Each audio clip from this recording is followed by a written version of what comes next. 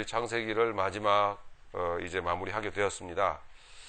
자, 오늘 50장인데요. 50장, 창세기 50장. 50장은 야곱의 죽음과 그리고 요셉과 야곱의 아들들의 진정한 화해, 사랑의 교제, 화해, 위로, 격려, 평강, 그리고 요셉의 죽음. 네, 이렇게 세 단락으로 되어져 있습니다.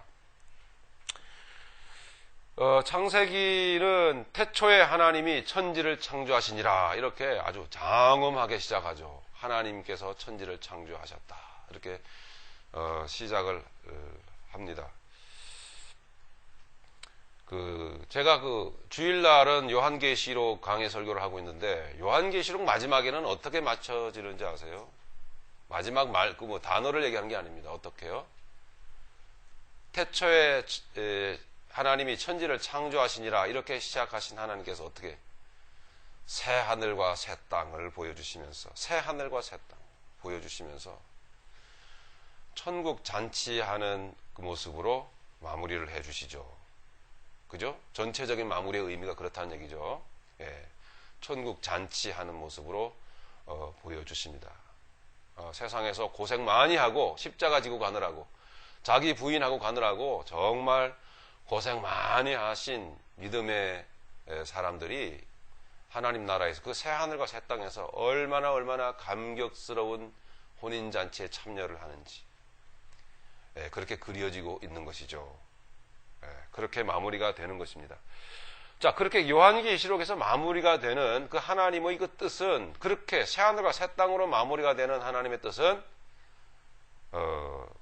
부분적이지만 아니면 적은 모양을 가지고 있지만은 작은 모습을 가지고 있지만은 창세기 50장에서 야곱의 죽음으로 마무리를 하십니다. 완전한 마무리를 보여주십니다. 비록 많은 의미를 함축하고 있으면서 그 모양이 아직은 요한계시록에 비하면은 새하늘과 새 땅에 비하면은 정말 미미해 보이긴 하지만 때로는 초라해 보이기도 하지만 하나님께서는 창세기를 그렇게 천지를 창조하신 하나님의 그 뜻을 한 사람의 죽음으로 마무리를 하고 있다는 사실입니다. 무슨 의미일까요? 새하늘과 새 땅은 무슨 의미입니까? 첫 번째 창조하셨던 첫 하늘과 그 첫 땅은 반드시 하나님이 마무리를 하신다는 사실입니다. 지우신다는 사실입니다. 불태우신다는 사실이죠. 육신에 속한 모든 것들입니다. 그죠? 육신에 속한 모든 것들은 하나님께서 정리를 하시게 되어져 있습니다. 그러므로 우리 믿음의 사람들이 천국 가기 전이지만 가지고 있는 이 육체라고 하는 것도 마찬가지로 반드시 죽어야 되는 것입니다. 죽음을 보지 않고는 천국에 갈 수가 없습니다. 결코. 반드시 죽음을 통하여 또 다른 표현을 하면 반드시 십자가를 짐으로 반드시 예수 그리스도 안에서 반드시 옛사람이 그렇게 죽어짐으로 말미암아 천국을 맛보게 되어 있고 천국에 들어가게 되어 있다 하는 것이 하나님의 뜻입니다. 그래서 야곱은 죽습니다. 즉 태초에 하나님이 천지를 창조하시니라 이렇게 시작한 창세기는 한 사람, 한 믿음의 사람의 죽음으로 완전한 마무리를 보여주고 있습니다. 그리고 그 야곱은 하나님 나라에 들어갔다. 맞습니까? 그렇습니다. 하나님 나라에 들어갔습니다. 아직 하나님께서 요한계시록적 차원에서 하나님께서 예수님을 통하여 최후의 심판 이전이긴 하지만 그러나 믿음의 사람들은 하나님 품에 안기게 되어져 있습니다. 반드시. 천국이라는 어떤 낱말보다는 낙원이라는 어떤 말이 더욱 이해가 쉽겠죠. 그죠? 낙원. 네, 예수님께서 세상을 떠나는 정말 불쌍한 지옥 갈 뻔했던 한편 강도에게 예수님께서 승천하실 때에 네가 오늘 나와 함께 그렇게 말씀하시잖아요. 함께 낙원에 있으리라. 낙원도 하나님 나라라는 사실이에요. 아직 완성된 건 아니지만 하나님의 품인 것은 확실해요. 그렇게 야곱도 낙원에 들어갔다라는 사실 분명히 우리는 알고 있습니다. 자, 그러면은 창세기 전체를 한번 빠른 속도로 한번 정리를 해보면 이런 것이잖아요. 하나님께서 말씀으로 천지를 창조하시고 난 후에 그리고 지속적으로 세상을 체계적으로 만들어 가셨죠. 그죠? 네, 그래서 6일 동안 세상을 창조하셨습니다. 그리고 마지막 날 사람을 만드셨어요. 그리고 7째 날 쉬셨습니다. 그래서 이 창세기 1장을 통해서 하나님의 세상을 향한 그 계획의 완전성을 우리는 볼 수 있겠죠. 어떻게 6일 창조 동안에 어떤 하나님의 완전성을 말할 수가 있겠습니까? 7. 네, 7이라는 숫자는 하나님의 사역의 완전성을 보여주고 있는 숫자이기 때문에 그렇습니다. 그리고 마무리예요. 하나님의 사역의 마무리를 보여주는 것이 7일입니다. 7. 그래서 7째 날 안식하셨습니다. 그 7째 날 안식은 천국을 상징하는 것입니다. 천국, 완전한 안식. 아주 보시기에 좋았고, 그리고 하나님은 7째 날 쉬셨습니다. 하나님께서 보시기에 좋았던 내용은 뭐겠습니까? 우리가 저 자연 만물을 보면서 좋다 이래서 하나님이 즐기셨을까요? 아니에요. 구원이 이루어져 갈 과정들을 하나님은 미리 아시면서, 그죠? 구원이 흑암으로부터 시작된 그 하나님의 그 역사 속에 담겨진 하나님의 구원의 그 빛으로 하나님께서 완성하실 그 구원의 역사를 빛으로 하늘로 그리고 물과 땅을 구분하시면서 그리고 다시 해와 달과 별을 만드시면서 그리고 바다와 공중의 생물들을 채워 넣으시면서 또 이 육지의 포유동물을 그리고 마지막 사람을 만드시면서 이런 전체적인 하나님의 창조의 진행의 과정을 보여주시면서 그 속에 하나님의 구원의 과정, 구원의 계획을 점진적으로 구원을 이루셔서 완성시킬 것을 하나님은 보시고 그 속에 하나님이 주도적으로 일해 가실 것을 하나님은 계획하시면서 너무 흐뭇하셨던 거예요. 좋다. 아주 좋다. 만족하셨죠. 그러시면서 마지막 안식하셨던 것입니다. 안식은 완전한 안식은 이 세상에는 없죠. 오직 하나님의 나라에만 있는 것입니다. 그래서 7째 날은 이 세상에 있는 게 아니고 하나님 나라를 상징하는 것입니다. 새 하늘과 새 땅을 상징하는 거예요. 그렇게 말씀을 하셨습니다. 그리고 하나님이 계획하신 대로 마귀가 사람에게 접근했고 타락했고 그리고 사람들은 에덴 동산에서 내어 쫓겨졌죠. 그리고 하나님의 구원의 계시는 또 시작됐습니다. 아벨과 가인을 통해서. 믿음의 사람 아벨을 통해서 믿음의 사람은 세상에서 어떤 모습으로 살아가는가라는 걸 보여줍니다. 아벨의 모습을 보니까 아벨 속에 누가 들어있었죠? 예수님이 들어있었습니다. 예수님이. 때리면 맞는 거예요. 그냥. 죽이면 그냥 죽는 거예요. 절대 물리적인 힘으로 대항해서 싸우는 자가 아니더라는 얘기죠.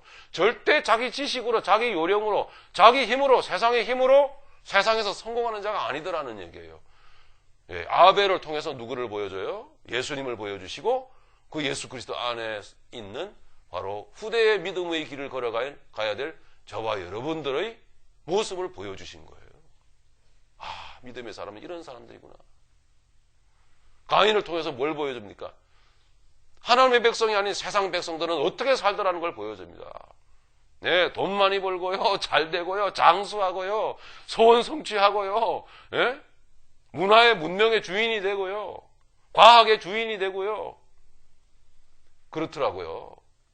근데 그 사람들이 창세기 4장에 보니까 결론적으로 어떤 모습으로 어떤 문제 때문에 괴로워하더라? 사람을 죽인 아픔 때문에 괴로워하고 또 죽이고 그걸 또 자랑을 하고 그러더란 말이에요. 이게 세상 백성들의 모습이에요. 사람을 죽이는 게 살인이 뭡니까? 미워하는 거죠? 밟고 올라서는 거죠? 너의 불행이 나의 곧 행복이죠? 그게 세상이잖아요. 그게 가인이에요. 하나님은 가인을 통해서 마귀 자식이 어떻게 살아가는가라는 걸 보여줬어요.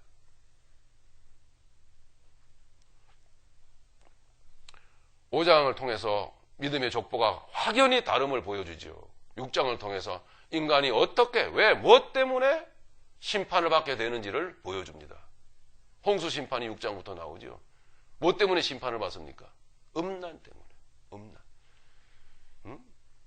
음란 때문에 하나님의 아들들이라고 하는 하나님의 아들, 즉 왕노릇 하고 싶어하는, 세상에 왕처럼 살고 싶어하는 그와 같은 사람들이 그 욕망을 끓이는 나머지 눈에 보는 여자들을 닥치는 대로 자기 아내로 삼는 거죠. 아내로 삼으면 좋게요. 첩으로 삼는 거예요. 그러니까 오늘은 이 여자, 내일은 저 여자 하면서 그렇게 그러니까 색을 탐하며 살더라는 거죠. 세상 사람들이. 세상 보십시오. 안 그런가? 그 정욕을 제어할 줄을 모르는 거죠. 무릎 꿇릴 줄을 몰라요. 아니, 하질 않아요, 절대로. 왜 합니까, 그거를? 그죠? 그리고 또 한 가지는 뭐죠? 심판받은 이유는 뭐예요? 네피림 사상이에요. 네피림 뭡니까? 거인. 단순히 덩치 큰 것이 죄가 아니에요. 덩치 큰 것이 죄면은 뭐, 저 같은 사람 지옥 가게요? 뭡니까? 예, 뭐예요? 거대주의 사상을 말하는 거죠. 크게 성공하고, 큰 돈, 거부되는 것, 예? 큰 집 갖고 사는 것. 이런 큰 집 갖고 사는 자체가 죄가 아니에요. 그죠? 그 욕망을 말하는 거예요. 욕망, 그 욕심, 부자 되고 싶은 것, 예. 세상에 유명해지는 것, 또 유명한 사람들을 쫓아서 닮아서 살고 싶어 하는 것, 그죠? 연예인들 따라 하고 싶은 것, 그죠? 그런 것이잖아요. 나도 저렇게 되어보고 싶은 것, 이런 것입니다. 하나님은 그 모습을 도저히 눈뜨고 보실 수가 없어. 하나님께서는 물로 쓸어버리기로 작정하셨어요. 물로 쓸어내셨습니다. 그 타락한 세상 와중에도 하나님의 사람이 있었으니 그가 누구더라? 노아. 하나님의 명령을 받아서 방주를 지었습니다. 방주는 무엇이었습니까?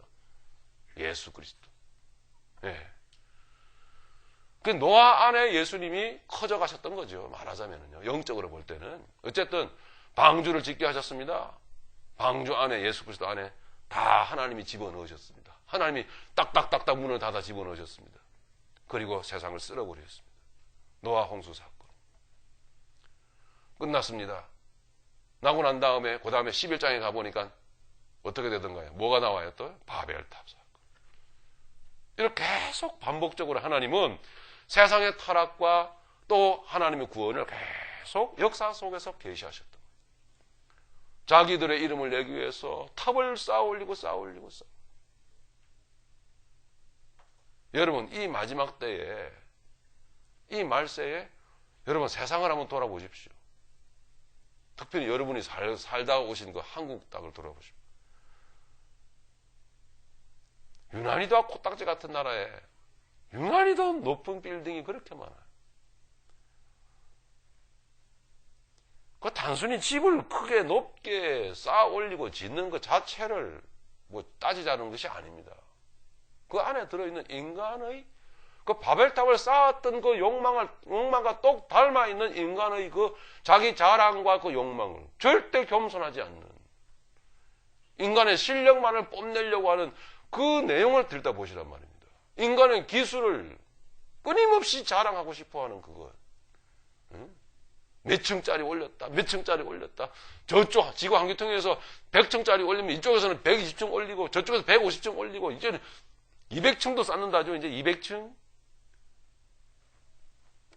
이렇게 지금 이 세상이 그런 끝없는 욕망을 쌓아 올리고 있는 세상입니다. 정말의 마지막 때를 보여주는 거예요. 정말 그렇습니다. 이 세상을 정말 심판받을 세상이라고 한다면은 딱 두 가지를 말할 수가 있는 거예요. 6장을 그대로 가지고 오면 됩니다. 음란과 인간의 자기 자랑이에요. 절대 창조주 하나님 앞에 무릎을 꿇지 않아요. 하나님이 흩어버리셨죠. 그죠? 그걸 뭐라 합니까? 바벨이라고 하잖아요. 바벨. 혼란이라, 혼돈이라 이런 뜻입니다. 이 세상은 혼돈의 세상 아닙니까? 그렇죠? 여러분 믿음의 눈으로 세상을 보십시오. 세상을 바라보시기 바랍니다. 믿음의 눈으로 저 세상을 보면 도대체 길을 압니까? 왜 살아가는지. 그죠? 저 불신의 저 세상이 살아가는 뭐라 그럴까요?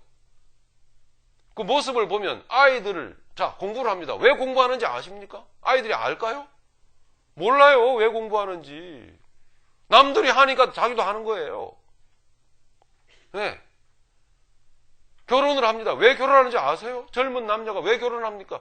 왜 결혼하는지도 몰라요. 남들이 하니까 하는 거예요, 그냥. 결혼할 때가 됐으니까 하는 거죠, 그냥. 왜 해야 되는지도 모릅니다. 그냥 하는 거예요, 그냥. 그렇게 공부하고, 그렇게 직장 다니고, 그렇게 결혼하고, 그렇게 살고, 아이 낳고 하면서도, 예. 살아가야 될 바른 도리와 바른 인생의 인간의 존엄한 인간의 그 존엄성에 입각한 목적을 아느냐 이 말이죠. 오직 그냥 돈 벌어야 살고 안 그렇습니까? 그죠? 인간은 존엄한 존재입니다. 하나님 그렇게 만드셨기 때문에. 그죠? 아주 귀한 존재예요. 그러면 그 인간은 존엄하다라는 그 명제를 생각하면서 존엄한 인간은 어떻게 살아가야 되는가라는 것을 생각하면서 그 뜻을 알고 살아가는 사람이 있냐 이 말이죠. 없어요. 그냥 이제는 너무 살기 힘드니까 그냥 살아남기라도 하자 이런 세상이 돼버렸어요. 그렇죠? 인간으로서 살아가는 그 삶의 품위 같은 거는 필요도 없어요. 그죠? 삼시세끼 밥 먹고 사는 것만도 어딘데. 그렇죠? 이러면서 사는 시대가 돼버렸잖아요.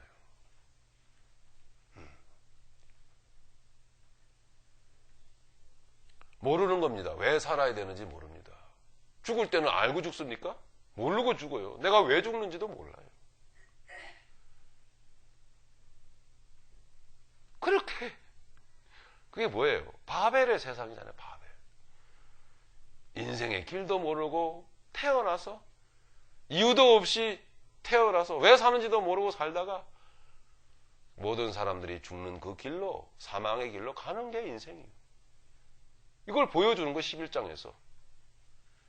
그 속에서 하나님의 은혜로 고민과 고뇌 속에 번민하다가 인생이 이런 것은 아니지 하면서 뛰쳐나오도록 만드신 하나님의 그 은혜 가운데 그 바벨에서 그 갈대아 우르에서 나온 사람이 있었으니 그가 누구? 아브라함이었단 말입니다. 사는 게 이건 아니다. 그거예요 바로 구원이. 하나님 그렇게 감동하십니다.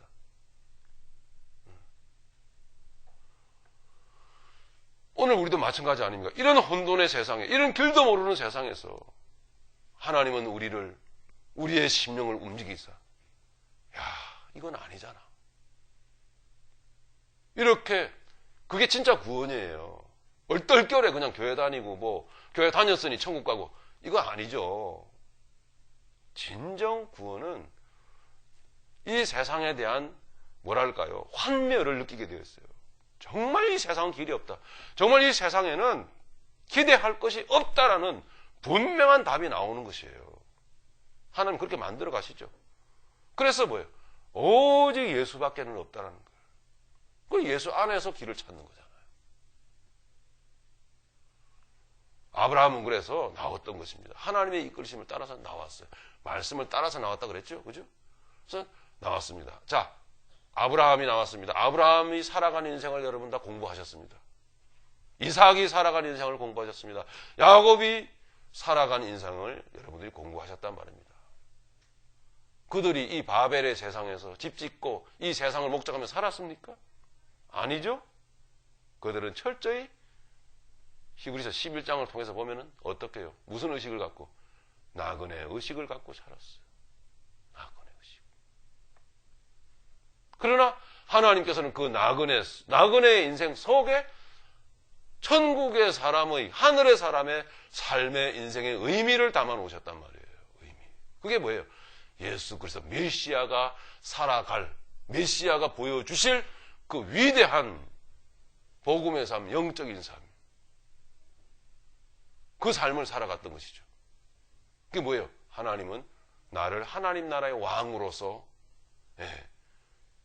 택하시고 이 세상에서 하나님 나라의 왕으로서 살게 하실 그 왕의 훈련을 내게 허락하시고 계시다.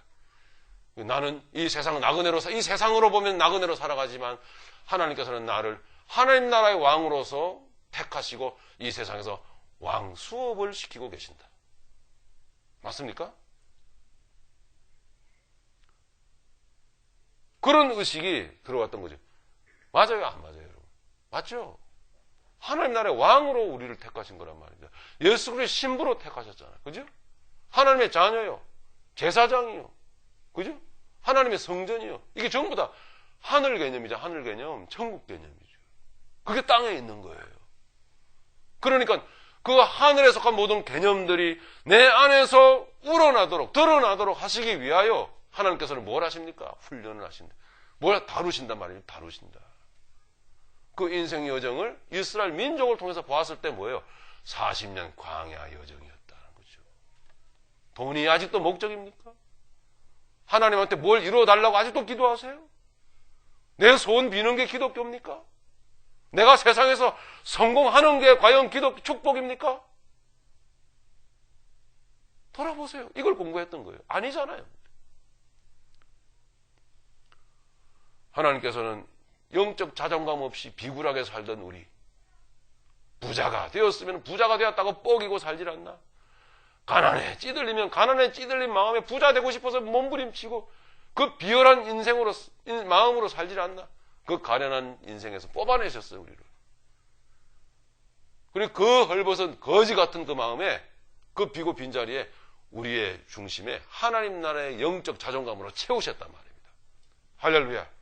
그래서 있건 없건, 성공하건 실패하건, 병들건 아니면 건강하건, 부유하건 가난하건 상관없이 우리 안에 예수 그리스도의 그 영적인 충만하심으로 채우시는, 영적 자존감으로 충만케 하셔.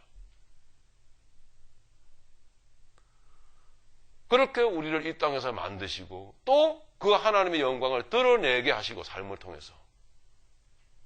이게 인생 살아가는, 나그네로서 살아가는 그 안에 들어있는, 그 인생 속에 들어있는 의미란 말입니다. 의미. 그것을 아브라함을 인생을 보았을 때 드러나고, 이삭의 모습을 봤을 때 드러났고, 야곱을 통해서 더 확실히 드러났던 거죠. 야곱은 정말 찌질한 인생, 정말 비열하기 짝이 없는, 아주 추잡하기 짝이 없는 인생. 거대한 태초에 하나님이 천지를 창조하시니라. 그 거대한 하나님의 창조 역사가 한 인생 속에 들어가게 하시기 위함이 그 하나님의 뜻이라고 했을 때는, 야곱이라는 인생을 그냥 봤을 때는요, 너무너무 말도 안 되는 거예요. 저런 비열한 인생 속에 무슨 거대한 하나님의 창조 역사가 들어가? 아주 동의할 수 없는, 아주 전혀 가능성 0%인 그런 인생이었어요. 야곱이라는 인생. 그리고 끊임없이 뭐예요? 자기의 야망만을 위하여 달려갔던 인생이 야곱 아닙니까? 그걸 위해서는 아버지도 속이고 형도 속이고 도망을 불사하고, 그죠? 온갖 자기 머리를 짜내가면서 그렇게 인생을 달려갔던 것이 야곱입니다. 그건 지옥이에요. 지옥 그 자체가. 우리를 그런 인생 가운데서 건져내셨어. 그 야곱이 세상 마지막 때, 이제 자기 인생을 이제 마지막 종결하고 하나님 품에 안기길 때에, 세상을 떠나게 될 때, 그런 야곱을 어떤 야곱으로 바꿔놓으셨습니까? 하나님께서. 어떤 야곱으로? 축복하는 사람. 축복하는 사람. 하나님의 복으로 축복하는 사람으로. 내가 이렇게 하나님의 손에 붙들려서 이런 은혜를, 이런 놀라운 복을 받았은즉, 나도 너를, 나도 당신을, 나도, 그래서 바로왕을 축복했고, 그죠? 그래서 자녀들을 그런 복으로 축복을 했단 말입니다. 나도 너를 축복하노라. 이러면서 축복하게 될 때에, 지난주에 우리가 공부했던 내용이 뭐였습니까? 그 축복의 내용이 뭐였어요, 또? 12아들 쫙 축복하는데 그 뭐였죠? 죄와 사망 가운데서, 그죠? 그 죄의 결과로 그 보응을 받던 자녀들이 점점 가니까 어떻게 돼요? 구원이 이루어지죠, 그죠? 예. 유다 지파를 보니까 구원이 이루어지잖아요. 예. 구원이 이루어지고, 그 다음에 전쟁에서, 예? 그 전리품을 탈취한 기쁨이 충만한 그 모습으로 하나님께서는 그 축복의 전 역사를 마무리하시더란 말입니다. 야곱의 12아들에게 베푸신 그 축복이, 뭐 어떤 아들은 저주를 받고 어떤 아들은 복을 받고가 아니에요. 전체가 다 뭐예요?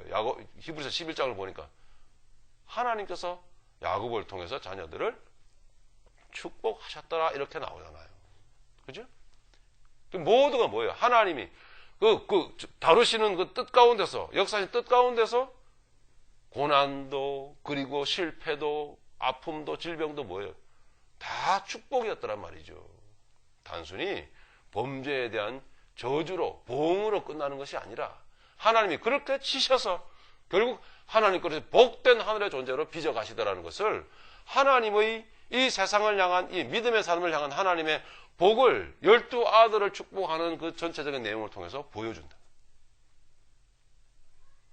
그 가운데 핵심에 들어있는 그 존재가 있었으니 그가 누굽니까? 유다지파 속에 들어있는 누굽니까? 예수 그리스도. 예. 그분 때문에, 그죠? 그분 때문에 죄를 사하시고, 그분 때문에 또 은혜를 베푸시고, 그분 때문에 승리케 하시는 전체 역사로 이렇게 축복의 내용이 그려져 있더란 말이죠.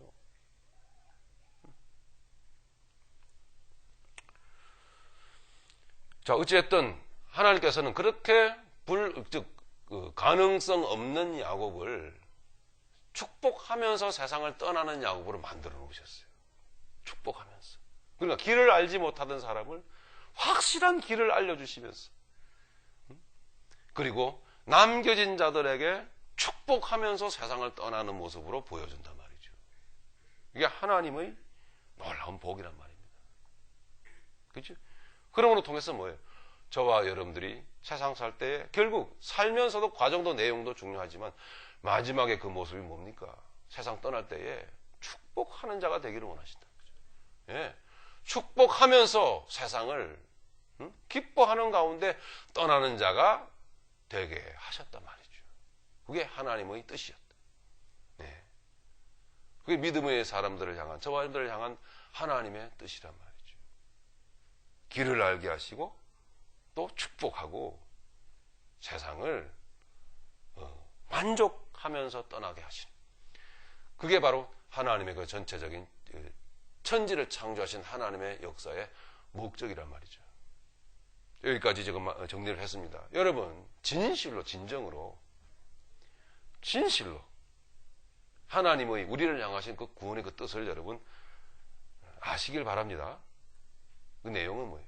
세상을 살아가실 때에 진정 여러분은 나그네 일 수밖에 없음을 단 하루도 잊어서는 안 됩니다.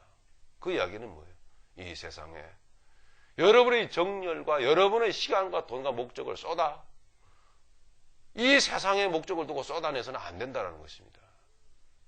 여러분의 인생의 목적은 천국이란 말이에요. 오늘 그걸 보여주는 거예요. 하나님은 그렇게 자기 백성들을 데려가신다는 거죠. 그러니까 그 인생의 과정을 하나님의 뜻을 잘 배워서 이해하여 순종하는 삶을 여러분 사셔야 된다는 거죠.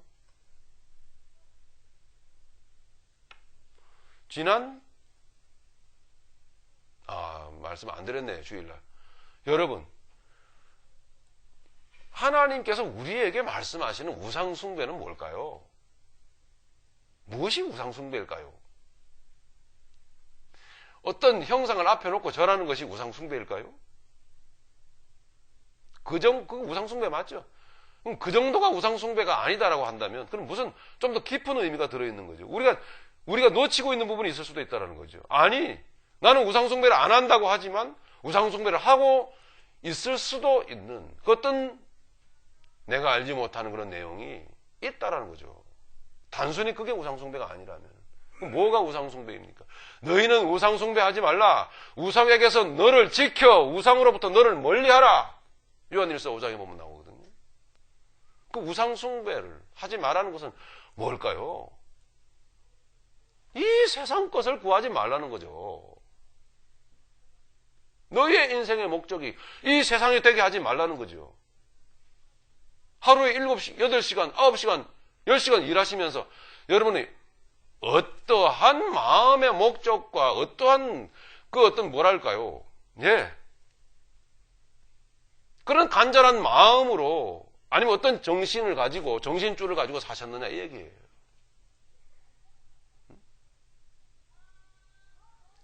시대를 조심해야 됩니다, 여러분.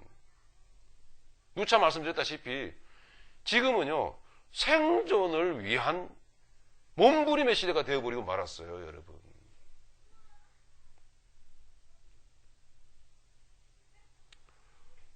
여러분들이 수요 성경 공부를 나오시면서 야, 정말 말씀의 가치가 정말 너무 크구나 느끼시는 분들 많으시죠?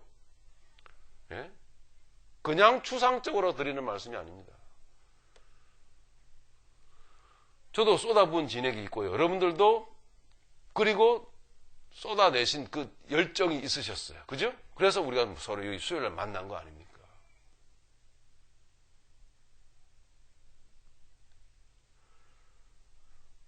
그것은 정말 그 돈의 어떤 가치로도 환산이 안 됩니다. 생각이 바뀐다는 거죠. 가치관이 바뀌고 안목이 바뀌었다는 거죠. 여러분 돈으로 됩니까 그게? 그냥 일반적으로 교회 다녀서만도 안 돼요. 그거는요. 시간도 없고 그죠? 3, 40분의 설교로도 안 되는 거예요. 장장 창세기 하나를 2년여 동안을 했다라는 거죠. 파고 또 파고 할 수 있는 한은. 그래도 듣다 보면 못 건드리는 게 있어가지고 이걸 왜 놓치고 지나갔을까? 막 이런 부분이 또 있더라고요. 제가 보니까.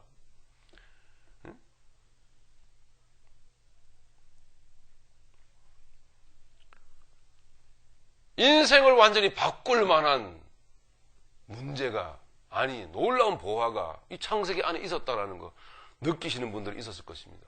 제가 여러분 그것 때문에 여러분들 그렇게 여러분 느끼고 그렇게 눈이 번쩍했기 때문에 중간에 그만둘까 힘들어가지고 이 페이퍼 만드는 게 그렇게 힘들더라고요. 저는 솔직히 그냥 하라면 대충 하겠는데 이걸 만들어내려니까 이 책 저 책 들춰보고 비교해보고 헛소리 할까봐 싶어가지고 또 확인해보고 이런 게 사실 에너지가 많이 소진이 되죠.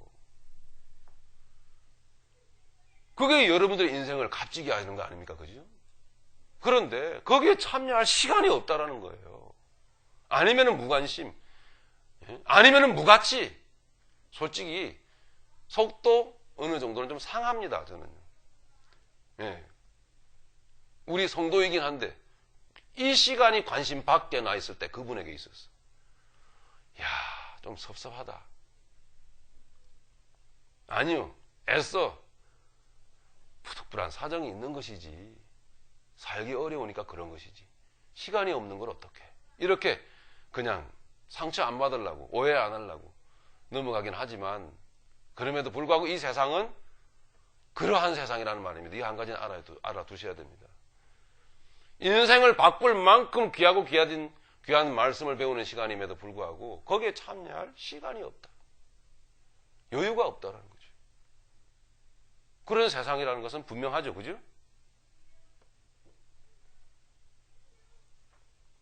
그와 같은 세상에서 어찌됐든 간에 세상을 추구하고 달려가는 그것이 우상숭배입니다. 이거는 분명히 말씀을 드렸습니다. 그것이 우상숭배입니다. 더 나아가 교회를 나오고 십자가 앞에 앉고 하나님께 기도하고 하나님을 바란다고 하지만 하나님 앞에 나와서 하나님이 결코 내가 주지 않는다. 결코 내가 너를 다룰지언정 내가 너를 훈련하기 위해서라도 그렇게 쉽게 그거 주지 않는다. 라고 하는 하나님이 주시지 않는다고 하는 그거를 하나님 앞에 나와가지고 달라고 하는 그게 우상숭배예요. 무엇을 먹을까, 무엇을 입을까, 무엇을 마실까 염려하거나 구하지 마라. 너희는 저 더럽힌 잡초보다도 백합보다도 너희가 못하더냐? 솔로몬의 입은 영광으로도 그 더럽힌 백합만도 못하고 저 공중의 참새만도 못하였느니라. 이렇게 말씀하고 있는 거죠. 예? 몇 차례 말씀드린 바와 같이 저 참새가 솔로몬보다 낫습니까? 단순 비교해 보십시오. 그 뜻이 아니잖아요. 더 더럽힌 잡초가 백합화가 무슨 솔로몬 영광보다 더 낫단 말입니까? 단순 비교하면 말이 안 되는 거예요. 그러나 예수님이 그렇게 말씀하시는 속뜻은 뭡니까? 저 생명 속에 들어있는 하나님의 깃든 하나님의 생명과 손길을 보라는 거죠. 솔로몬의 황금에 그게 들어있습니까? 금은 보아야 하나님의 생명이 들어있냐고요. 안 들어있잖아요. 하물며 너희들은 저 드레핀 생명체보다도 비교할 수 없도록 귀하지 않냐? 즉 그 말은 무슨 뜻입니까? 너희 속에 내가 생명을 두고 너희를 내가 양육해 가지 않느냐? 이것을 구하라는 거예요. 이것을 구해라. 내 안에 그리스도의 형상이 이루어지는 것. 할렐루야. 그러면 그 외의 모든 것들은 내가 알아서 할게. 이 말씀에 의거하여 먹을 것, 입을 것, 마실 것, 이것을 내 욕망대로, 내 주장대로, 이 생존 법칙에, 이 정글의 법칙만은 남아있는 이 동물의 왕국, 제가 말씀드렸죠.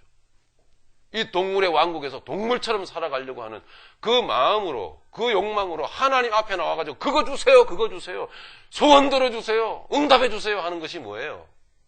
뭡니까? 우상숭배예요, 우상숭배. 그 순간 그 사람에게서 그 하나님은 하나님이 아니에요. 성경에 기록하고 있는 하나님이 아니라고요. 아브라함을 인도해내신 하나님이 아니라고 하는 사실이에요. 이삭과 야곱을 인도해내신 영광되게 하신 그 하나님이 아니라고 하는 사실이죠. 그럼 그가 붙잡는 하나님, 그가 붙잡는 예수님은 어떤 예수예요? 마귀예요. 그거는 이름만 예수지.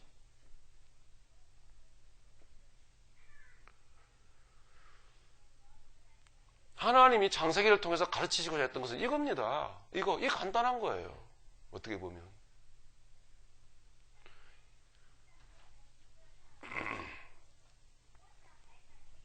자, 그래서 우리 교재로 잠깐 들어가 보겠습니다. 나눠드린 교재.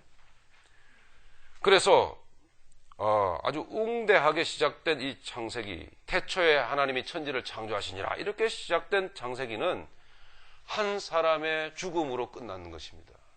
어떻게 보면 너무 황당해. 그러나 이 야곱의 죽음 속에 새하늘과 새 땅을 보셔야 됩니다. 하나님은 야곱의 인생을 새하늘과 새 땅이 되게 하신 거예요. 그렇게 하나님의 나라로 꽉 채워버린 거예요. 예, 그러니까 막 복이 나간 거예요. 예, 죽을 때 축복하고 죽는 자, 그것도 세상의 복이 아니에요. 하늘의 영원한 복으로 축복하고 죽는 자. 축복했더니 그 안에 누가 계시더라? 예수 그리스도가 계신 그 축복이었어요. 예. 그런 인생이 되게 하시는 하나님, 여러분 되게 하시는, 바로 여러분. 이 내용을, 과정을 공부하면서 여러분 알아왔다면 얼마나 대단했겠습니까? 와, 내가 이런 존재, 이런 존재. 더 나가서 단순히 주입식으로 여러분 공부한 게 아니라 여러분은 영성적인 하나님의 훈련을 인식하면서 삶의 훈련을 같이 병행하면서 공부해 왔잖아요. 그러니까 얼마나 실제가 되겠냐고. 얼마나 실감 나겠냐 이 말이에요. 얼마나 그죠? 예. 어떨 때 보면 우리는 참새보다도 못한 자존감을 갖고 정말 별것도 아닌 일에 울고 웃고 붙들고 싸우며 이러다가 눈물 흘리잖아요. 그냥, 그죠? 너무 초라해가지고 내 모습이 너무 싫고, 예? 너무 불쌍하고 하나님 말씀에 갖다 대보니까. 그죠? 주일마다 말씀을 갖다 대는 여러분 어떻던가요? 괴로우시지 않던가요? 찔림이 없었던가요? 그죠? 그러니까 다 고개들 못 들죠.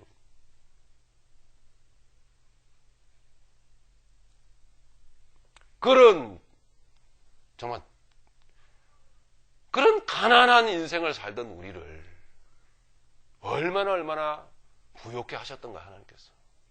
그죠? 얼마나 크게 하셨던가 말이에요. 그런 실제를 누려가면서, 그죠? 하나님의 손길을 누려가면서 말씀으로 확인해 왔단 말이에요. 더 이상 공부할 것도 없어요. 이제 오늘 끝나는데 자꾸 공부하자 그러지 마세요. 예. 그러면요, 여러분 기도하셔야 됩니다. 사모하셔야 되고요. 예?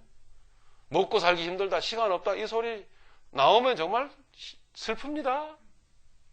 예? 네, 교재 보자고 했는데요.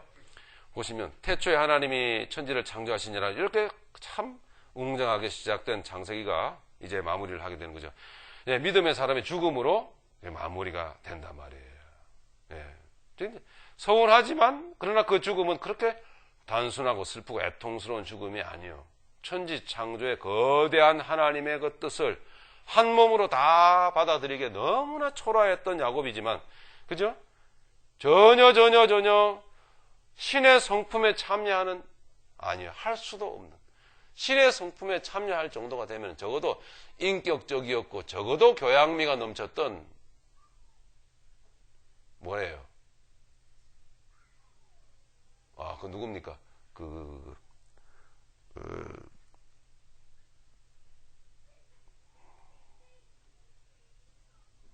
기억이 안 나네. 창세기를 공부하면서 아브라함과 함께 등장했던 사람이 있었죠? 자꾸 헷갈리는 제가 지금 멜기세덱이 아니라 누구였죠?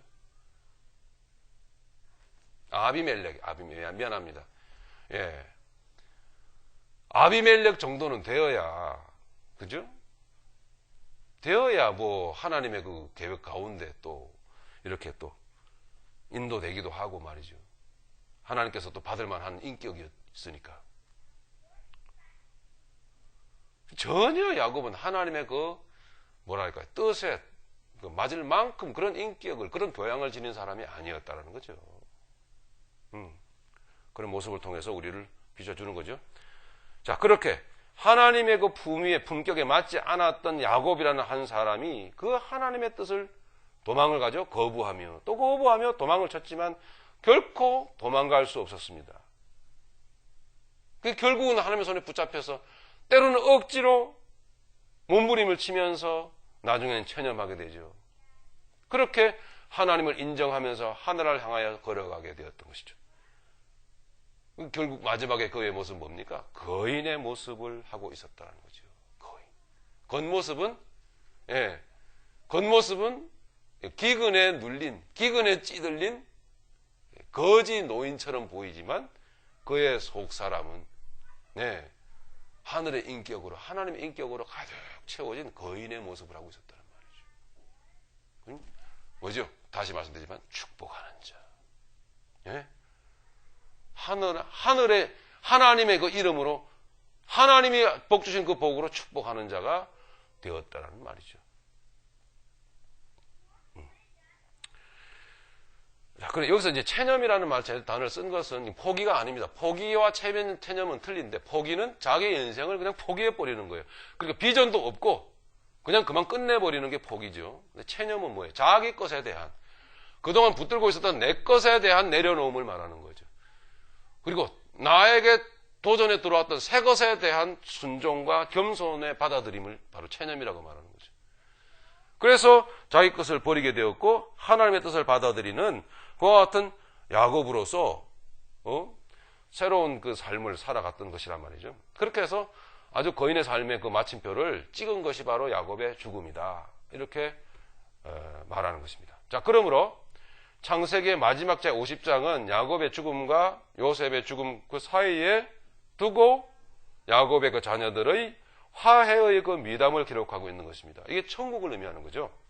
진정한 하나님의 나라는 죽음을 통하여 이루어진다는 것을 가르치고 있는 것입니다. 두 사람의 죽음 사이에 천국의 화해가, 그죠? 그 아름다움이 그려져 있는 것입니다. 자, 거기 잠깐만 좀 보시죠. 15절 보시면 요셉의 형제들이 그들의 아버지가 죽었음을 보고 말하되 요셉이 혹시 우리를 미워하여 우리가 그에게 행한 모든 악을 다 갚지나 아니할까 하고, 15절은 뭘 말해줍니까? 죄에 대한 결과를 말해주죠. 그러니까 두려움이 나타나는 것입니다. 16절, 요셉에게 하나님께서 이것을 어떻게 하시는가 보세요. 요셉에게 말을 전하여 이르되 당신의 아버지가 돌아가시기 전에 명령하여 이르기를 너희는 이같이 요셉에게 이르라. 내 형들이 내게 악을 행하였을지라도 이제 바라건대 그들의 허물과 죄를 용서하라 하셨나니 당신 아버지의 하나님의 종들인 우리 죄를 이제 용서하소서. 죄 용서가 나오죠. 깨달음과 함께 용서함에 요셉이 그들이 그에게 하는 말을 들을 때에 울었더라. 뭘 보여줍니까? 요셉은 누구를 상징하죠? 예수 그리스도. 예수 그리스도의 사랑이 여기에 나오죠. 그죠? 울었더라. 십자가상에서 십자가를 올려다보면서 야유하는 인생들을 바라보시면서 예수님이 저들을 긍휼히 품으시면서 하나님 앞에 대신 회개하고 용서를 구하는 모습을 여러분 여기에 포개해 보시기 바랍니다. 한번 포개해 보세요. 18절. 그의 형들이 또 친히 와서 요셉 앞에 엎드려 이르되 우리는 당신의 종들이니이다. 어떻게 되죠? 어떻게 됩니까? 네, 예수 그리스도의 종이 되게 하신다라는 말입니다. 자기들의 입으로 그렇게 고백하게 만드는 거죠. 우리는 당신의 종들이니이다. 형들인데 요셉의 종이 되죠. 요셉이 그들에게 이르되 두려워하지 마소서. 내가 다 하나님을 대신하리이까. 당신들은 나를 헤아려 하였으나 하나님은 그것을 선으로 바꾸사 오늘과 같이 많은 백성의 생명을 구원하게 하시려 하셨나니. 네, 하나님은 그것을 선으로 바꾸사. 자, 이렇게 인간의 악을, 저와 여러분들의 이 악한 모든 인생을 하나님께서는 또 그 모든 것을 사용하여, 예, 사용하여 허용도 하시고 우리의 죄도 허용하시고 그것을 사용하여 모든 것을 선용하여서 선으로 바꿔놓으셨어요. 이게 하나님이세요. 예. 그래서 죄 가운데도 깨달음을 있게 하시는 거죠. 택한 백성들에게. 그래서 우리의 연약함도 부끄러워하면 안 돼요. 예. 이것이 드러나게 되므로 말미암아 우리는 정말 진실로 내가 죄인임을, 그리고 하나님의 절대적인 어떤 권한을 인정하는 삶을 자꾸 더하게 된단 말이에요. 그래서 깊어지는 거예요. 예. 그게 우리를 겸손하게 하는 방법이에요. 다른 방법이 없어요. 실제로 우리가 죄인임이 드러나는 그것밖에 없는 거거든요. 맨날 입으로 나는 죄인입니다. 아무리 해봐야, 예? 문제와 사건이 없는데 깨달음이 없는 거예요. 그거는요. 그냥 죄인이라고 고백하라니까 그냥 말로 하는 거지. 실제로 안 느껴지죠. 예. 근데 정말 여러분 허물이 드러나 보세요. 어떤 사건을 만남으로 통해서. 이거는 뭐, 그죠? 물러설 수 없는 거예요. 빼지도 꼼짝을 못 하는 거 아니에요. 딱 드러나니까. 망신스럽잖아요. 그 가운데 믿음의 사람들은 뭐예요? 인정합니다. 나 아무것도 못함. 인정합니다. 내 죄인임을. 그게 우리를 하나님께서 부끄럽게 망신스럽게 하기 위함입니까? 아니에요. 진정 하나님의 거룩하심으로 더욱더 변화시켜 가시려고 하는 그 하나님의 뜻이란 말이에요. 우리는 그런 것들을 배우는 거죠. 그 방법밖에 없는 거예요, 여러분. 그래서 우리의 허물도, 우리의 죄도 허용되어진 바 되어 있어요. 우리의 죄도. 물론 죄에 대한 보응 자체가 없다는 게 아니에요. 있어요. 장자 르우벤이 자기의 아버지의 자기의 서모 빌하죠. 통관해가지고 말이죠. 그 더러운 죄예요. 죄의 보응 받았습니다. 하지만 하나님 그 모든 삶을 선으로 바꿔놓으시는 거예요. 그죠? 지난주에 유다도 우리가 보면 유다 얼마나 추악합니까? 유다 얼마나 할 짓이 없어서 그래. 세상 사람들 만나가지고 친구 삼고 그 세상 여자 만나가지고 말이죠. 뒹굴고 그거 죽고 나니까 돌아서서 말이죠. 세상 뭐예요? 축제에 빠져가지고 거기서 술판 속에 빠져가지고 창녀하고 같이 사창굴에 뒹굴다가 자식 새끼 낳고. 죄송합니다. 표현이. 예, 여러분, 이런 인간이 무슨 구원받을 여지가 있습니까? 무슨 복받을 여지가 있어요? 그런데 하나님은 그 속에 예수 그리스도, 예? 그 속에 실로를 하나님께서 보내시겠다고 말씀하고, 그도 유다 지파.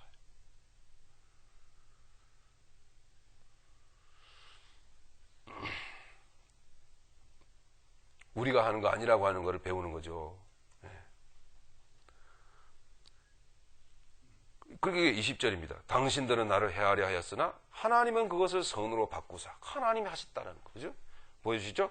오늘과 같이 많은 백성의 생명을 구원하게 하시려 하셨나니. 구원이 나오죠? 당신들은 두려워하지 마소서. 내가 당신들과 당신의 자녀를 기르리이다. 하나님의 품, 예수님의 품, 예수님의 그 크신 사랑을 계시하고 계시단 말이에요. 이 말씀 가운데.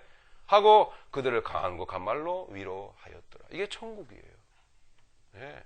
이 하나님의 사랑의 계획과 은혜가 충만한 곳이 천국이란 말이죠. 이 천국이 이루어지는데 뭐예요? 그 전반부와 그 종반부, 후반부에 양쪽에 뭐예요? 죽음이 있어, 죽음이. 야곱의 죽음과 요셉의 죽음. 이렇게 되는 거죠.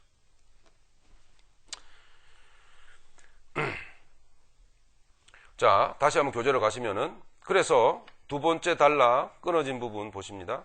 그러므로 창세기 마지막 50장은 야곱의 죽음과 요셉의 죽음을 사이에 두고 요셉의 형제들의 화해와 그 미담을 기록하고 있는 바, 진정한 하나님의 나라는 죽음을 통하여 이루어진다는 것을 가르치고 있는 것입니다. 히브리서 12장 14절에서 말씀하고 있는 바, 모든 사람과 더불어 화평함과 거룩함을 조처라. 이것이 없이는 아무도 주를 보지 못하리라. 이렇게 말씀하셨죠. 그죠? 자, 그 말씀과 같이 본문은 복음의 참 뜻인 십자가의 죽음과 부활을 통한 구원과 영생, 그 종착역은 하나님의 나라임을, 즉 아버지의 품임을 가르쳐주며 창세기를 마무리하고 있는 것으로 이해되어져야 된다. 이렇게 봅니다. 자, 본문 10을 들어가 보면은요, 10절, 11절 보시면 야곱의 장래 행렬을 보시면은 요단강 건너편에 있는, 자, 지금 본문에 들어가서 우리가 공부할 내용은 뭐예요? 야곱의 장래 행렬을 공부를 하게 되는데, 이 야곱의 장래 행렬이 앞에서 제가 그림을 그려놨습니다만 보시면은요, 자, 야곱의 장래 행렬을 보시면 좀 이상한 것을 발견하게 됩니다. 자, 지금 야곱은 여기서 고센에서 죽었습니다.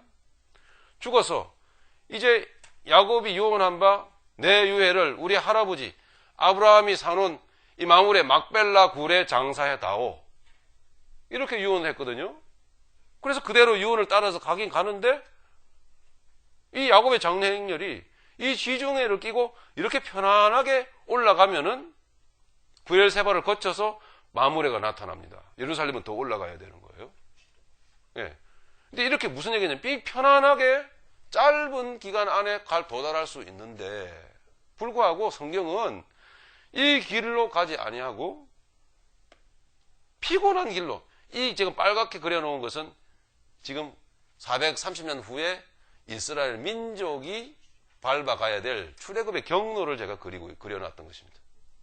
그런데 재미있는 것은 야곱의 장래 행렬이 정확하진 않지만 이 출애굽의 행렬을 거의 비슷하게 밟아서 이렇게 요단강 동편을 향하여 가서 강을 건너서 요단강 서편으로 가더란 말이에요. 이렇게 그렇게 마무리로 내려가게 돼 있어요. 이렇게 어려운 경로를 오랜 시간을 두고 택하여 갔다라는 이야기예요. 네. 도대체 이유가 뭔가? 왜 그래야 되는가? 요셉이 이렇게 끌고 갔다. 요셉이.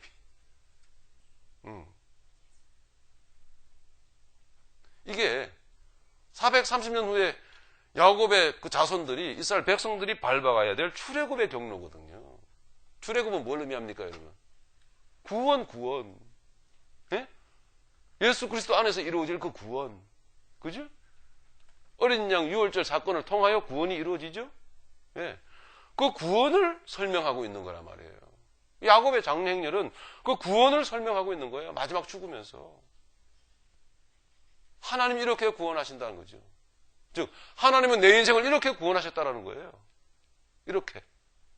그 야곱의 인생 속에 이스라엘 백성의 여정을 역으로 집어넣어 보면은 하나님께서는 야곱을 이렇게 끄집어내셔서 구원하셔서 그렇게 이 광야 여정을 거치면서 훈련시키셔갖고 좀 이 훈련을 시키시는 가운데 뭐예요? 만나를 먹이셨다는 거예요. 하나님의 생명의 말씀을 야곱에게 먹이셨다는 거죠. 지금 이스라엘 백성의 여정을 야곱의 인생으로 집어넣은 거예요. 거꾸로. 역사의 흐름을 거꾸로 올라가서. 그 야곱에게 하나님 만나를 먹이신 거야. 신명기 8장을 생각해 보십시오.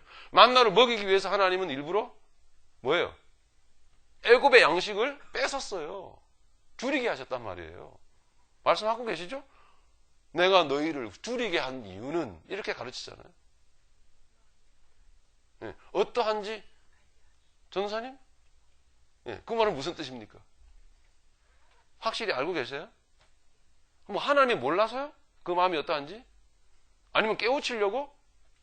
깨우치려고. 뭐를 깨우쳐요? 네. 이게요, 이렇게 해석할 수 있어요. 어제도 제가 그 성장반에서 얘기했지만, 이게 굶어봐야 내 본성이 어떤가를 알게 돼요.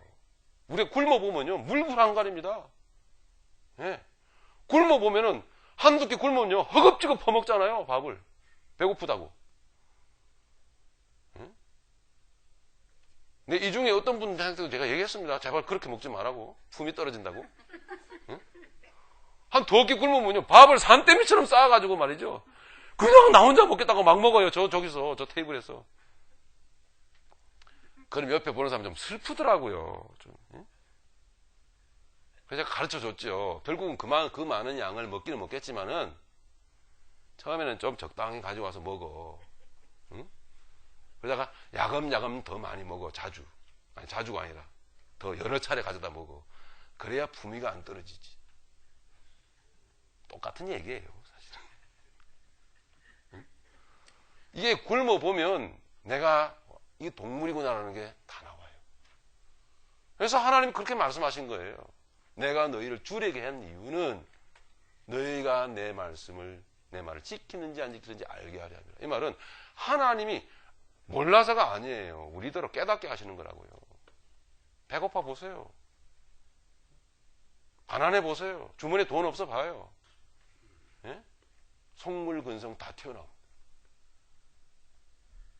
그래서 뭐예요? 하나님이 우리를 망신 주고 지옥에 쓸어 집어넣는 게 아니고 이제 네 능력으로 네 노력으로 구원받는 거 아닌 줄 알지. 여정도 마찬가지예요. 이제 네 노력으로 인내하고 뭐 참고 뭐 충성하고 아니지. 내가 너에게 인내할 감동을 주고 내가 너에게 또 순종할 마음을 주고 응? 내가 너에게 충성할 그 감동을 은혜로 주어서 이거 가르치는 거예요. 그렇게 되어야 이게 겸손이죠. 내가 한 거 아무것도 없어요. 그거 깨우치시기 위해서 우리는 없어 보면은 우리의 속성이 다 튀어나와요. 이 가난한 속성이. 영적으로 이 가난한. 교양이 하나도 없는 게 다 나오지. 인격이 하나도 없는 게 다 튀어나오고. 그래서 과정적으로는 좀 망신스럽기도 합니다만. 정말 슬프다. 그러니까 그런 거죠. 적당히 있으면 몰라요, 그거를. 꼭 자기가 괜찮은 줄 알아. 그죠? 네. 근데 비참하다라고 느낄 정도가 되면은 그만큼 느낄 정도가 될 만큼 하나님이 딱 우리의 환경을 만져버리면은 여지없이 뭘 느껴요? 비참함을 느끼는 거죠. 비참하다. 네. 근데 사도 바울은요, 가난해도 나는 부요하며, 이러는데, 예? 죽은 자 같으나 내가 살고, 막 이러는데, 이건 또 뭐예요, 그러면요? 뭐가 내가 아니죠. 하나님은 그렇게 우리를 훈련시켜 가셨다는 거죠. 그 여정이에요, 이게, 야곱이. 예, 이스라엘 백성의 여정을 집어보면 딱 드러나죠. 하나님 야곱을 어떻게 하셨는지. 그 말씀 디테일이 없는 것 같은데요. 어디 본가요? 예, 이제 있죠. 자, 그래서 그 야곱의 장래 행렬은 요단강 건너편에 있는 아닷의 타작마당에 이르러 7일 동안 애곡하였다. 자, 이렇게 말씀하고 있죠. 그죠? 10절에 보시면 50장 10절에 보시면은 그들이 요단강 건너편 이 요단 동편입니다. 요단강 건너편 아닷 타작마당에 이르러 거기서 크게 울고 애통하며 요셉이 아버지를 위하여 7일 동안을 애곡하였다. 자, 그 가나안 백성들이 그것을 다 보았습니다. 네, 요단강 건너편이더라. 이렇게 두 번씩이나 강조 설명을 하고 있는 모습입니다. 근데 이 요단강 건너편이 동편이냐, 서편이냐, 알 길이 없는 거잖아요. 그죠? 동편이래 맞죠? 그죠? 예, 네, 근데 서편이면 어떻습니까, 여러분? 서편이면은. 자, 요단강 서편이면, 이게 이리 가야 되겠죠. 그죠? 요단강 서편이면 이리 가서 이리 건너면 말이 안 되죠. 그죠? 그죠? 이쪽으로 갔어야 된단 말이지, 이게요. 근데 이리 가지 않고 지금 이쪽을 거쳐서 갔단 말이에요. 이렇게요. 자, 이것을 성경은 말씀을 하고 있는 거죠. 잘 보세요. 매우 흥미로운 사실은 이 아닷의 타작마당이 요단강 건너편에 있는 곳이라는 설명입니다. 아직은 동편인지 서편인지 알 길이 없는데 고센에서 애굽에서 가나안, 그죠? 마므레 앞 막벨라 굴이죠. 가나안으로 가는 가장 빠르고 편한 길은 지중해를 끼고 올라가는 해변길입니다. 설명드린 바와 같이. 그러나 야곱의 시신을 실은 운구 행렬은 굳이 요단강 건너편으로 이동을 했다는 것입니다. 여기서 말하는 그 요단강 건너편이란 어디를 말하는 것일까? 예? 동편을 말하는 것이라는 건데요. 그 밑에 내려가 보시면요. 요단강 건너편이라고 하는 것은 먼저 모세가 말하는 현실적인 위치는 요단 동편이죠. 그죠? 현실적인 위치. 모세가 말하는 자기가 서 있는 곳은 요단 동편입니다. 왜냐하면 모세는 요단강을 건너서 가나안 땅 들어가지 않았기 때문에. 예. 지금 창세기는 누가 썼어요? 모세가 기록했잖아. 그죠? 뿐만 아니라 모세 오경을 신명기까지. 예. 지금 모세는 신명기 1장을 보시면은 요단 동편에 서서 이스라엘 백성들에게 설교를 했고, 그리고 이 모세 오경을 전체를 기록을 했습니다. 한번 보실까요? 신명기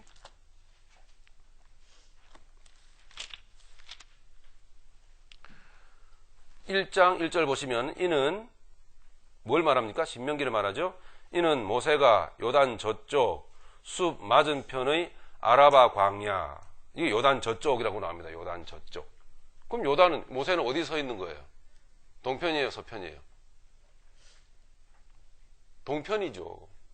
응? 요단강을 건너가지 않았으니까. 그죠? 이게 지금 요단 동편입니다. 현실적인 위치는. 자, 5절에 보시면 모세가 요단 저쪽, 해석을 하면 요단 동편입니다. 요단 동편 모압 땅 이렇게 말하고 있잖아요. 모압 땅. 예.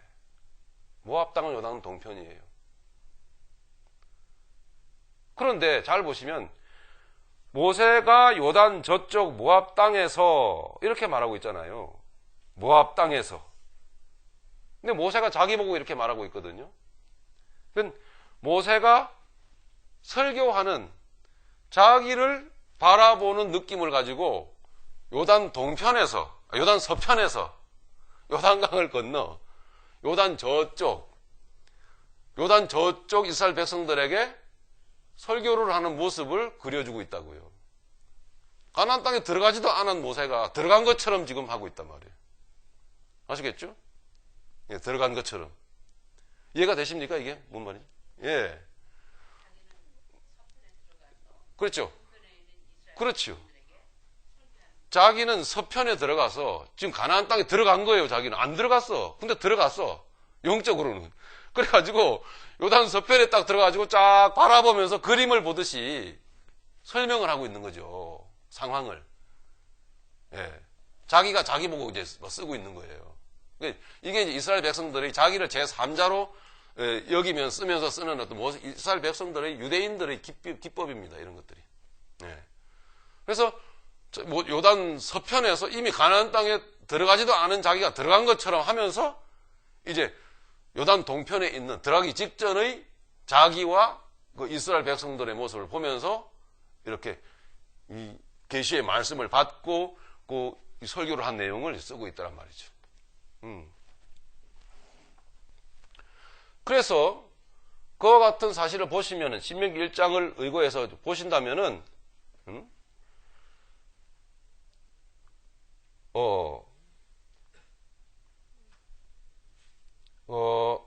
먼저 요단강 건너편이라 이제 그렇게 하면서 시작된 그 부분을 보십시오. 모세가 말하는 현실적인 위치를 고려한다면 그 요단강 건너편이란 당연히 요단 서편입니다. 그러나 신명기 1장에서 쉽게 발견할 수 있듯이 이스라엘 사람들의 문학적인 기법은 종종 자신을 제3자로 표현하는 경향이 많다라는 거죠. 즉 모세는 들어가지도 않은 가나안 땅에 요단 서편 쪽에서 요단 동편을 바라보는 입장으로 거기에서, 즉 모압 평지에서 이스라엘 백성에게 설교하는 자신을 묘사하고 있음을 감안한다면 창세기부터 신명기까지 다 쓴 모세를 생각을 한다면 아까 창세기의 요단강 건너편이란 어디일까요? 아시겠습니까? 예, 요단 동편이란 말입니다. 요단 동편. 즉 야곱의 장래 행렬을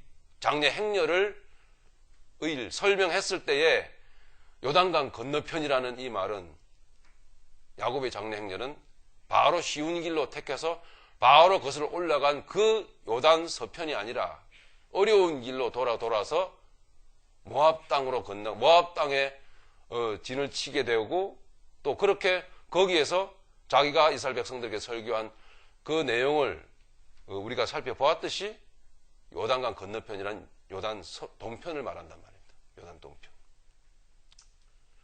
이해하시겠죠? 예. 그래서 야곱의 운구 행렬은 모세가 설명한 대로 비추어서 보자면 야곱의 운구 행렬은 정확하게 요단 동편으로 간 거예요. 요단 동편. 그건 요단 서편에서 영적 차원으로 봐야 되겠죠.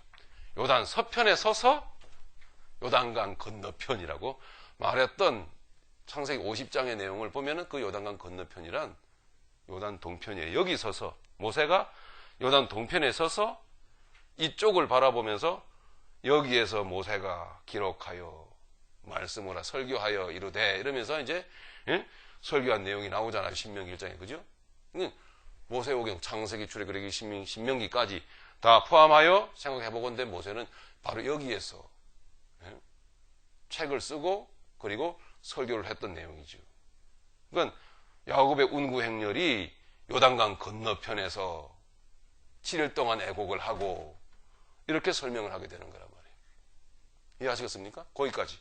그러니까 이제 그냥 본문에 들어가서 정리를 해보면은 고센에서 이스라엘 백성들을 고센에서 출발한 야곱의 운구 행렬은 이렇게 쉬운 길이 있음에도 불구하고 이렇게 마무리에는 바로 여기에 있습니다.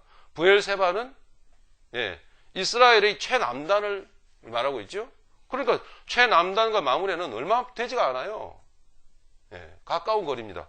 그러니까 쉽게 통과할 수 있어. 그러니까 쉽게 이 운구 행렬은 장지에 도착할 수 있는 것임에도 불구하고 하나님은 요셉으로 하여금 인도하여 감동하여서 어려운 길을 거쳐가게 만드는 거예요. 그래서 요단을 건너서 이 마무리로 내려가게 됩니다.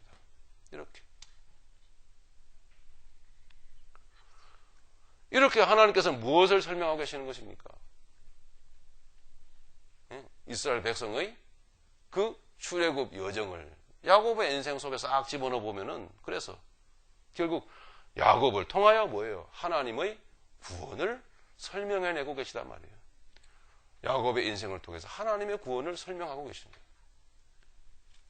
그리고 그로부터 430년 후에 정확하게 이스라엘 백성들이 야곱의 후손들이 야곱이 밟아갔던 그 여정을 그대로 밟아가는 거예요. 그래서 무엇을 설명하려고 하는 것이냐? 여기서 핵심이 뭐냐면 만나입니다. 만나. 하나님은 야곱을 하나님의 생명의 말씀을 먹여가셨던 거예요. 즉 말씀의 뜻대로 야곱을 이끌어 가셨다는 그런 이야기예요. 하나님의 계획. 더러운 인간의 속성을 끄집어내시는 거예요. 구원하시고 택하시고 무너뜨리고 자기의 목적과 자기의 야망을 이루려고 했던 그 모든 육의 속성들은 다 뽑아내시고 그죠? 그리고 치시고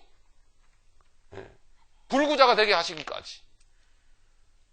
그게 뭐예요? 말씀을 적용시켜 가신 거죠. 하나님의 계획대로 야곱을 그렇게 만들어 가셨던 거예요. 이스라엘 백성의 출애굽 여정을 그의 인생 가운데 집어넣으면 이게 답이 딱 나오죠. 아, 그렇게 하셨구나.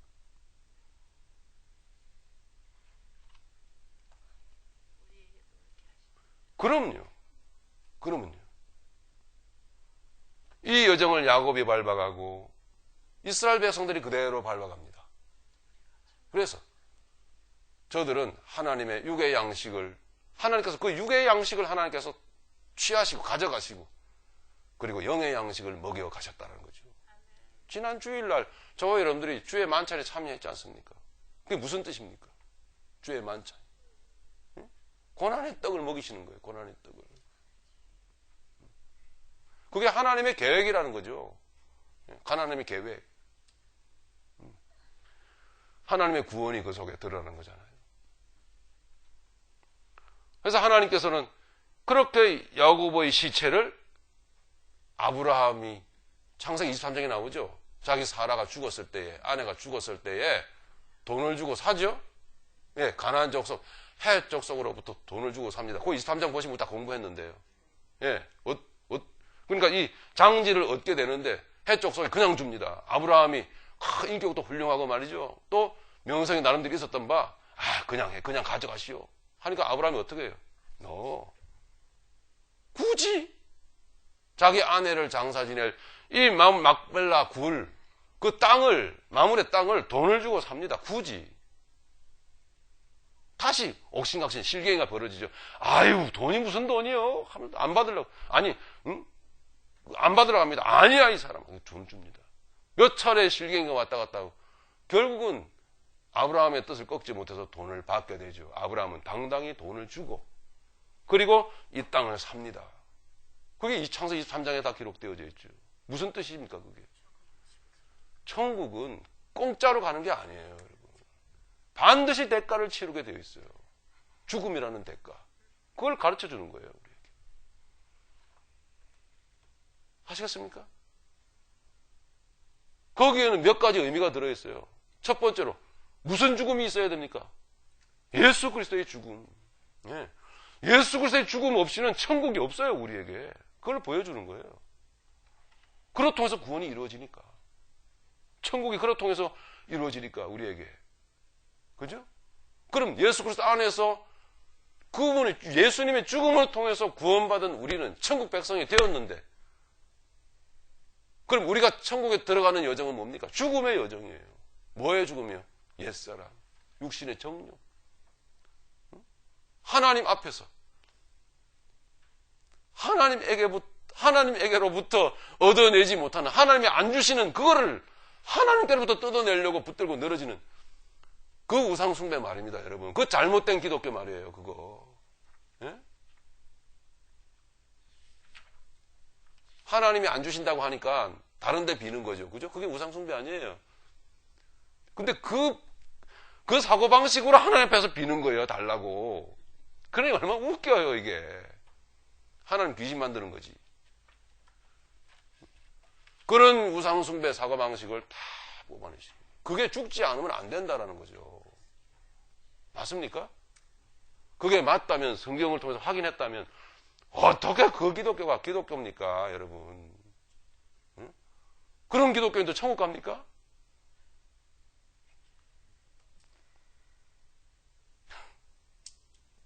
확실하죠? 아닌 거. 그럼 뭐예요, 그런 기독교는요? 병들은 거예요. 변질된 거라고요. 응답주의에 빠지고.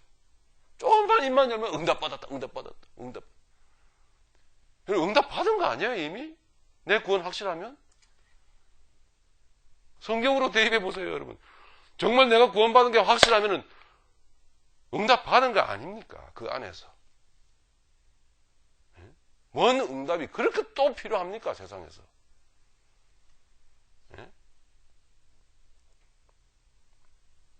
우리가 세상 살면서 뭔가 문제가 해결이 되어지고 뭔가 길이 열리고 하는 것은 복음의 길을 걸어가는 동안에 이미 하나님이 해놓으신, 이미 하나님께서 다 응답해 놓으신 그 안에서 하나님이 열어가시는 것을 확인시켜주는 것 뿐입니다. 예, 그건 뭐 응답이 아니에요, 그거는. 그러니까 응답주의에 빠져 살면 안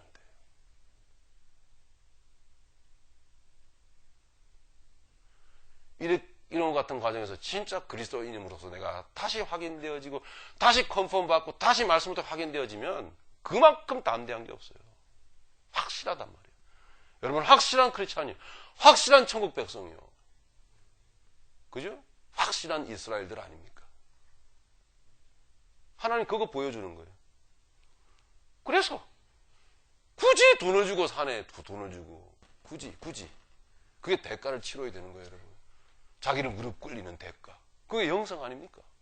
그죠? 나를 십자가에 쳐서 못 박는 게 다 대가 아닙니까? 치러야 됩니다. 그죠?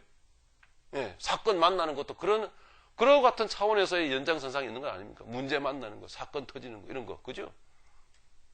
나를 어디로 이끄시는 과정입니까? 천국으로. 천국으로 여러분을 이끌어 들이시는 과정 속에 다 있는 것이죠. 저는 말씀을 통해서 이렇게 우리가 공부해 갈 때에 인식이 되어지면서 깨달아가면서 조금씩 순종되어져 가면서 그리스도인으로서의 품위가 생기고, 그죠? 인격이 이제 올라오고, 소위 그리스도인으로서의 종종 쓰는 그 교양이라고 하는, 그죠? 교양. 나아가서 삶이라고 하는 걸 볼 때에 죄송합니다만 그런 부분에서 굉장히 많이 허탈했습니다. 굉장히 많이 허무했고 가슴 아픈 부분도 많았어요. 이거 구원받으면 뭐합니까? 영성으로 여러분 뛰어나면 뭐예요? 은사 충만하면 뭐합니까? 나아가서 삶의 교양이 엉망인데, 인격이 안 나타나는데, 돌아서면 남남이고 그만인데, 안면 몰수하면 끝나는 건데, 이런 식으로 인생을 살아요, 인생을. 제 나름대로의 해석이 아닙니다, 이거. 뭐예요? 이 의미를 모르는 거죠. 아브라함이. 굳이 돈을 주고 이 땅을 산 그 의미를 모른단 말이에요. 대가를 치루어서 결과는 우리 안에 그리스도의 인격이 올라오고, 그죠? 예, 내가 잘못했습니다. 나를 용서해 주세요. 자기의 잘못을 드러낼 줄도 알고 인정할 줄도 알면서 눈물 없던 사람이 눈물도 알고, 그죠? 고백할 줄 아는, 고백을 못하고 자존심 강한 사람이 자존심 내려놓고 자기의 허물을 얘기할 줄도 알고, 그래서 더불어 함께라는 개념도 알고, 이 바닥에서 그런 부분에서 많이 아팠어요, 솔직히. 반대로 되돌려서 저에게 여러분 그런 부분을 보셨다면 저도 마찬가지겠지만, 물론 과정 속에 있는 것이니 우리가 아직은 희망이 있지 않습니까? 그렇죠? 이렇게 대가를 치러가는, 천국을 목적으로 하여 기꺼이 대가를 치러 가야 되는 것이 바로 그리스도인의 삶이라고 한다면, 우리는 결과적으로 그런 그리스도의 인격이 나타나고 그리스도인의 교양이 나타나고, 그죠? 삶의 품위가 올라오는 삶이 있을 수밖에 없지 않냐는 얘기예요. 네. 자기 노력으로가 아닌 그리스도 예수께서 나를 구원하셔서 그 몸을 대가로 지불하셨으니 나도, 그죠? 나도 그 부분을 이루어가기 위하여 두렵고 떨림으로 치러감이 마땅하다. 이게 여러분 인격입니다. 수준 있는 그리스도인. 물고 뜯고 싸우고 이런 거 교회에 있을 수가 없어요. 이게 정말 삶이 깨달아지고, 그죠? 있을 수가 없는 거라고. 이게 뒤에서 씹고. 설교하려고 했던 건 아닌데 시간이 참 많이 갔네요. 죄송하지만 요거 마무리 좀 하십시다, 여러분. 우리 전사님 그 CD를 좀 바꿔주실래요? 다 된 것 같은데요. 건너편, 즉 요단 동편을 얘기하고 있는 거예요. 요단 동편에서, 사실은 모세는 요단 동편에 있었던 거죠.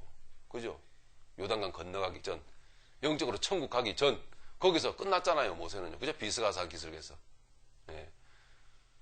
그래서 그것을 설명하고 있는 것입니다. 네. 그래서 그 요단 건너편은 요단 동편을 의미하고 있는 것이라는 얘기죠. 또 요단 동편이, 요단강 건너편이 중요했던 것은 거기에 이제 이스라엘 백성들의 여정을 그대로 설명하고 있기 때문에, 그죠? 예.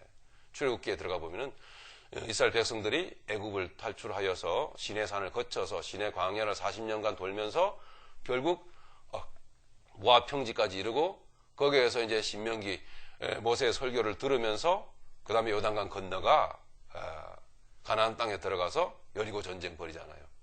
그래서 가나안 땅을 또 이렇게 차지하게 되는, 천국을 차지하게 되는 내용으로 그리고 있더라는 거죠. 그리고 그렇게 될 때 요단 동편은 시내 광야를 다 포함 고치시는 사건이 나옵니다만은 한번 잠깐 보실래요?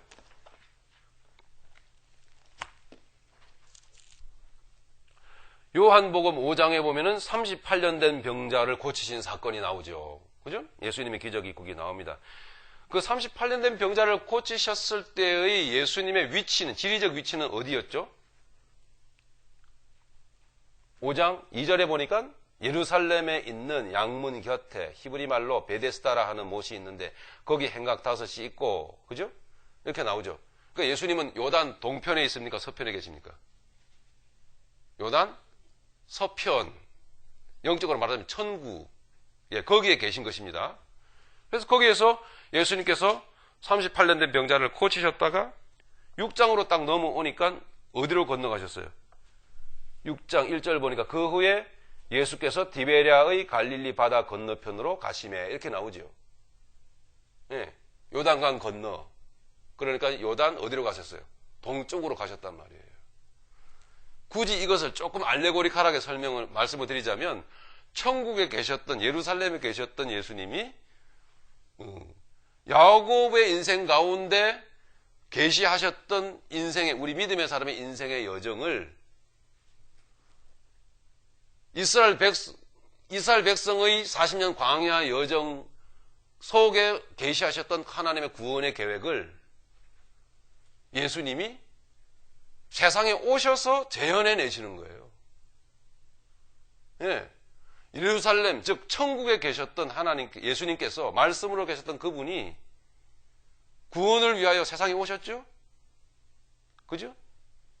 요단 동편으로 건너가신 거예요. 요단 서편에 계신, 즉 하나님 천국에 계셨던 예수님이 설명하자면 요단강을 건너서 요단 동편으로 건너가셔서 오병이어의 표적을 보여주셨단 말입니다. 그게 6장 1절에 나오잖아요. 이러고 제 얼굴 쳐다보지 마시고 성경을 잘 들여다보셔야 돼요.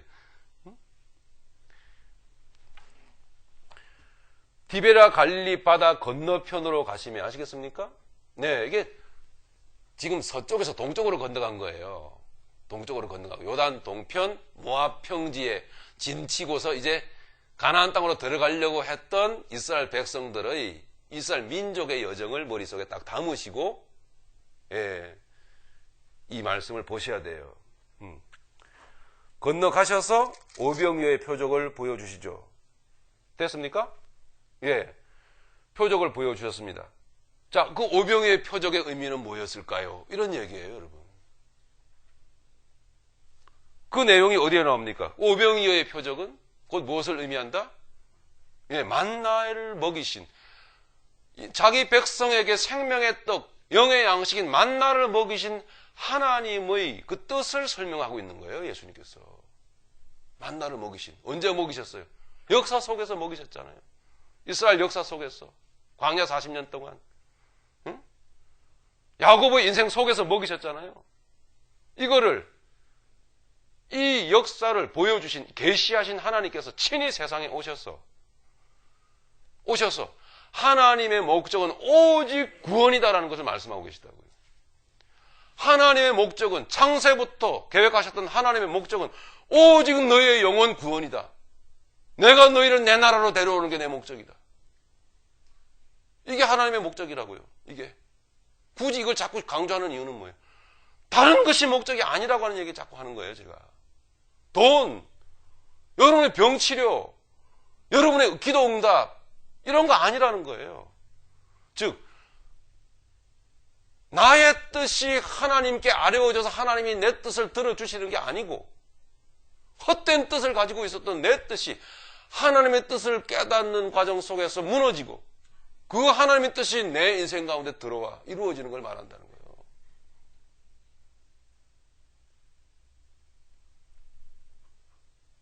그게 야곱이었고 이스라엘 백성이었어요. 그 속에 하나님이 계획하셨던 유일한 그 한 가지, 내 영혼 구원하시고 이 세상에서 나를 하늘의 복된 자로 만드시고 하늘의 복된 자는 이 세상에서 어떻게 살아가느냐라는 걸 보여주죠. 그리고 우리도 똑같이 예수 그리스도 안에서 그 복된 야곱의 인생 걸어가게 하고 그 복된 이스라엘의 장엄한 출애굽의 여정을 우리가 밟아가게 하는 우리 인생 살아가면서 그깟 돈으로 사는 거 아니야. 그깟 세상 떡으로 사는 거 아니야. 그깟 세상 성공하는 거 아니야. 믿음 안에서 성공해야지. 믿음 안에서. 오늘 여러분 들으셨죠? 우상숭배가 그런 것입니다, 여러분. 그게 우상숭배예요. 그런 것 더 이상 헛된 거 구하지 않고 하늘 뜻이 내게 이루어지는 거. 내 안에 그리스도 형상이 이루어지기까지 사도 바울은 얼마나 해산의 수고를 하는 그 간절함이 우리에게도 그대로 깨달아져서 내 안에 그리스도 형상이 이루어지는 그 목적으로 악인을 해산의 수고를 하는 것처럼 그런 어떤 뼈를 깎는 수고를 하면서 이 세상을 살아가는 그 마음으로 그 생각으로 복음을 전하고 그 마음으로 삶을 살아가는 그 마음으로 마찬가지로 자녀를 키우고 그 마음으로 그 중심으로 그 믿음의 목적으로 직장을 다니고 그 목적으로 삶을 살아가는 삶의 내용을 지배하는 정신을 말하는 것입니다. 그게 그리스도인의 여정이에요. 여러분 말씀 가운데 성령 역사심 가운데 그게 내 안에 세워진다고 생각해 보십시오. 얼마나 담대하겠습니까? 저는 위대하다고 말하고 싶어요. 그 인생은 위대하다. 천지창조의 역사라고 그게 야곱 인생 가운데 이루어져 버려요. 하나님만이 하시는 일이죠.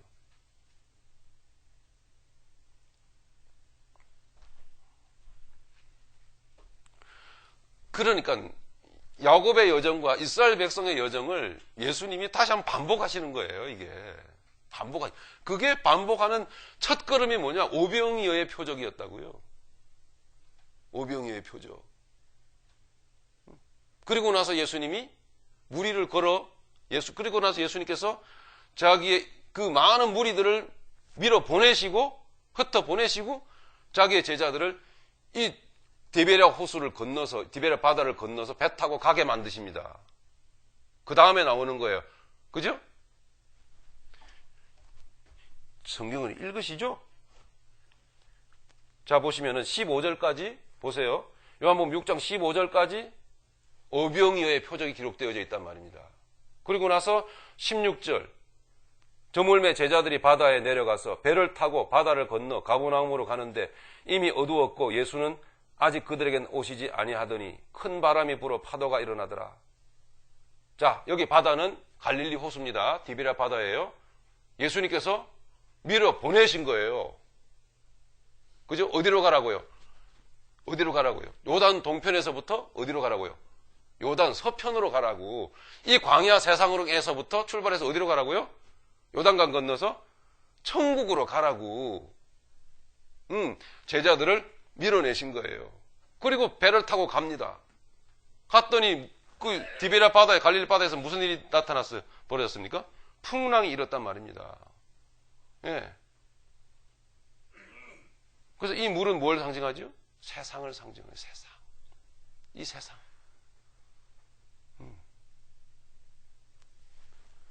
이 세상에 풍랑이 입니다.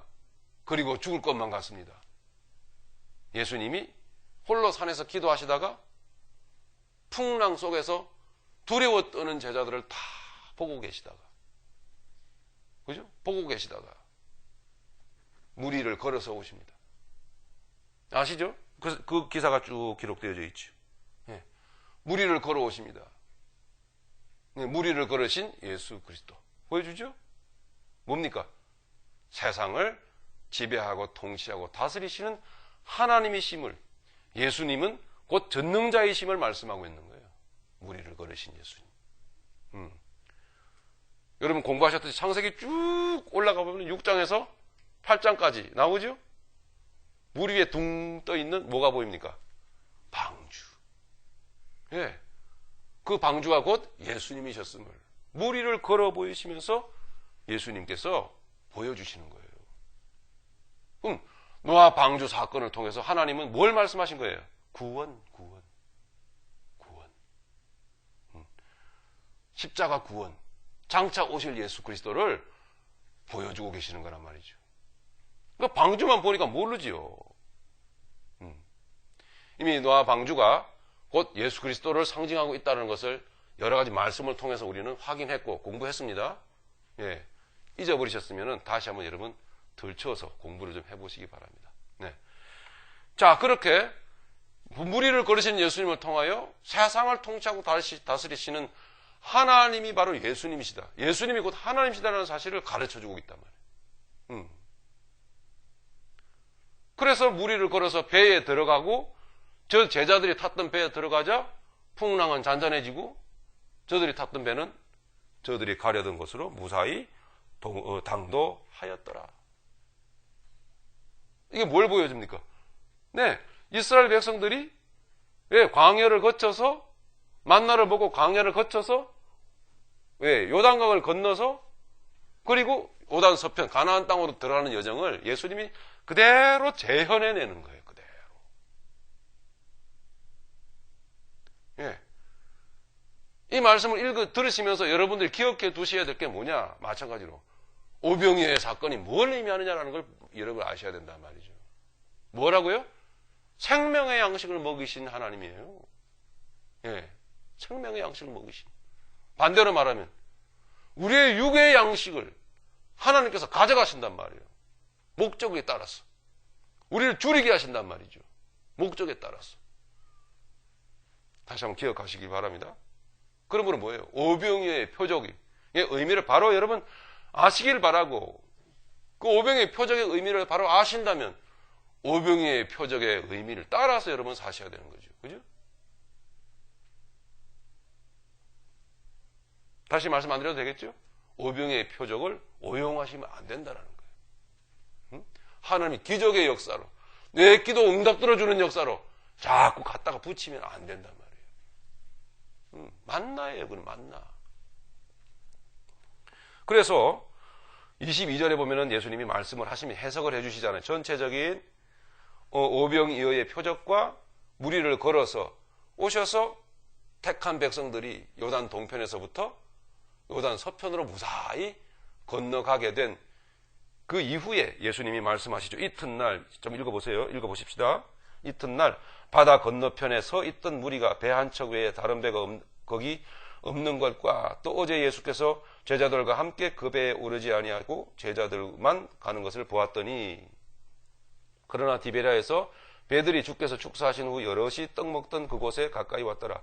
무리가 거기서 예수도 안 계시고 제자들도 없음을 보고 곧 배들을 타고 예수를 찾으러 가버나움으로 가서 바다 건너편에서 만나 랍비여 언제 여기 오셨나이까 하니 예수께서 대답하여 이르시되 내가 진실로 진실로 너희에게 이르노니 너희가 나를 찾는 것은 표적을 본 까닭이 아니요 떡을 먹고 배부른 까닭이로다. 이스라엘 백성들의 전체 광야 여정 속에 담긴 하나님의 구원의 의미를 예수님이 지금 설교하고 계신 거예요. 하나님의 구원은 우리가 세상에서 하나님의 덕으로 잘 되는 게 아니란 말이에요. 이 세상에서 예수 잘 믿어서 부자 되고 성공하는 게 아니라고 하는 거예요. 그걸 가르치고 있는 거예요. 많은 무리가 나를 따른 이유는 떡을 먹고 배를 불린 까닭이로다. 즉 예수님의 덕 보려고 따라다닌다는 거죠.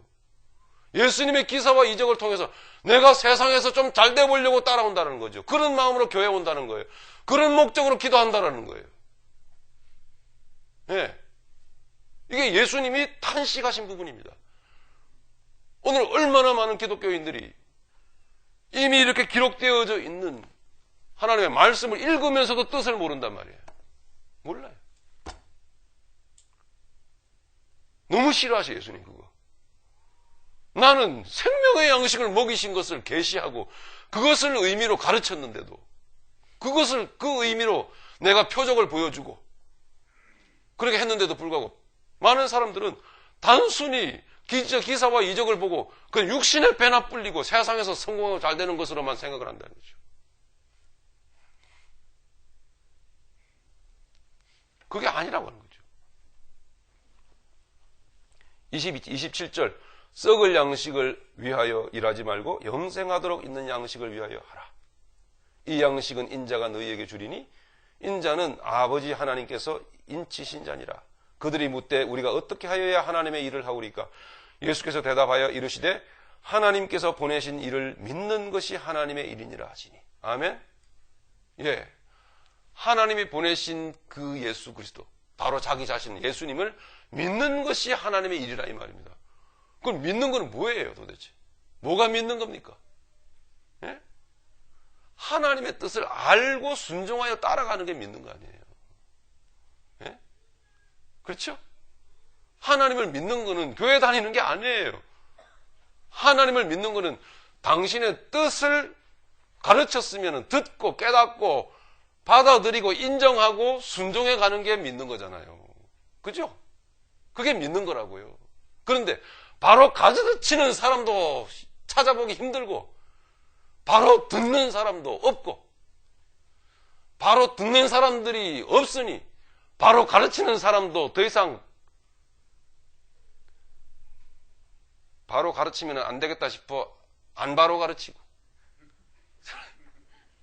그죠? 맞춰가야 되니까 이런 세상에서 여러분들이 이 복음을 듣고 하늘의 복음을 십자가 복음을 듣고 살고 있습니다. 고독하고 외로울 것이고 힘들 것이고 그래요. 그죠? 그러나 예수님께서 여러분의 배에 들어가시자 여러분들이 예수님이 목적하셨던 가라 했던 그곳으로 예수님이 들어가시자 무사히 들어갔더라 이렇게 설명을 하고 있거든요. 자, 생명의 양식에 대해서는 쭉 설명하고 있어요. 그 뒤에 계속. 그러니까 이게 이렇게 생명의 양식을 설명하면서 6장이 끝나는 거예요. 그 6장의 출발점을 잘 아셔야 돼요. 아시겠죠? 6장의 출발점은 이렇게 예수님이 이 짝에 있다가 저쪽으로 건너가서 다시 데리고 온 거예요. 네.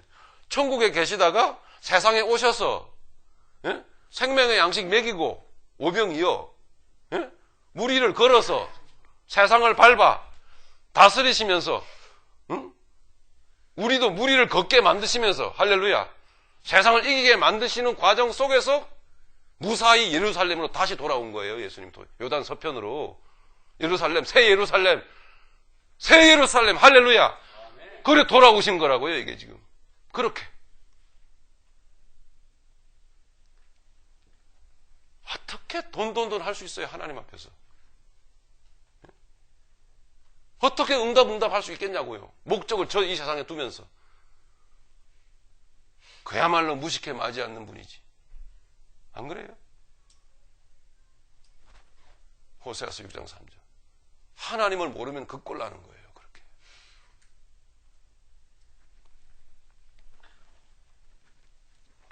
한 군데만 딱 보고 우리 마치도록 그렇게 하겠습니다.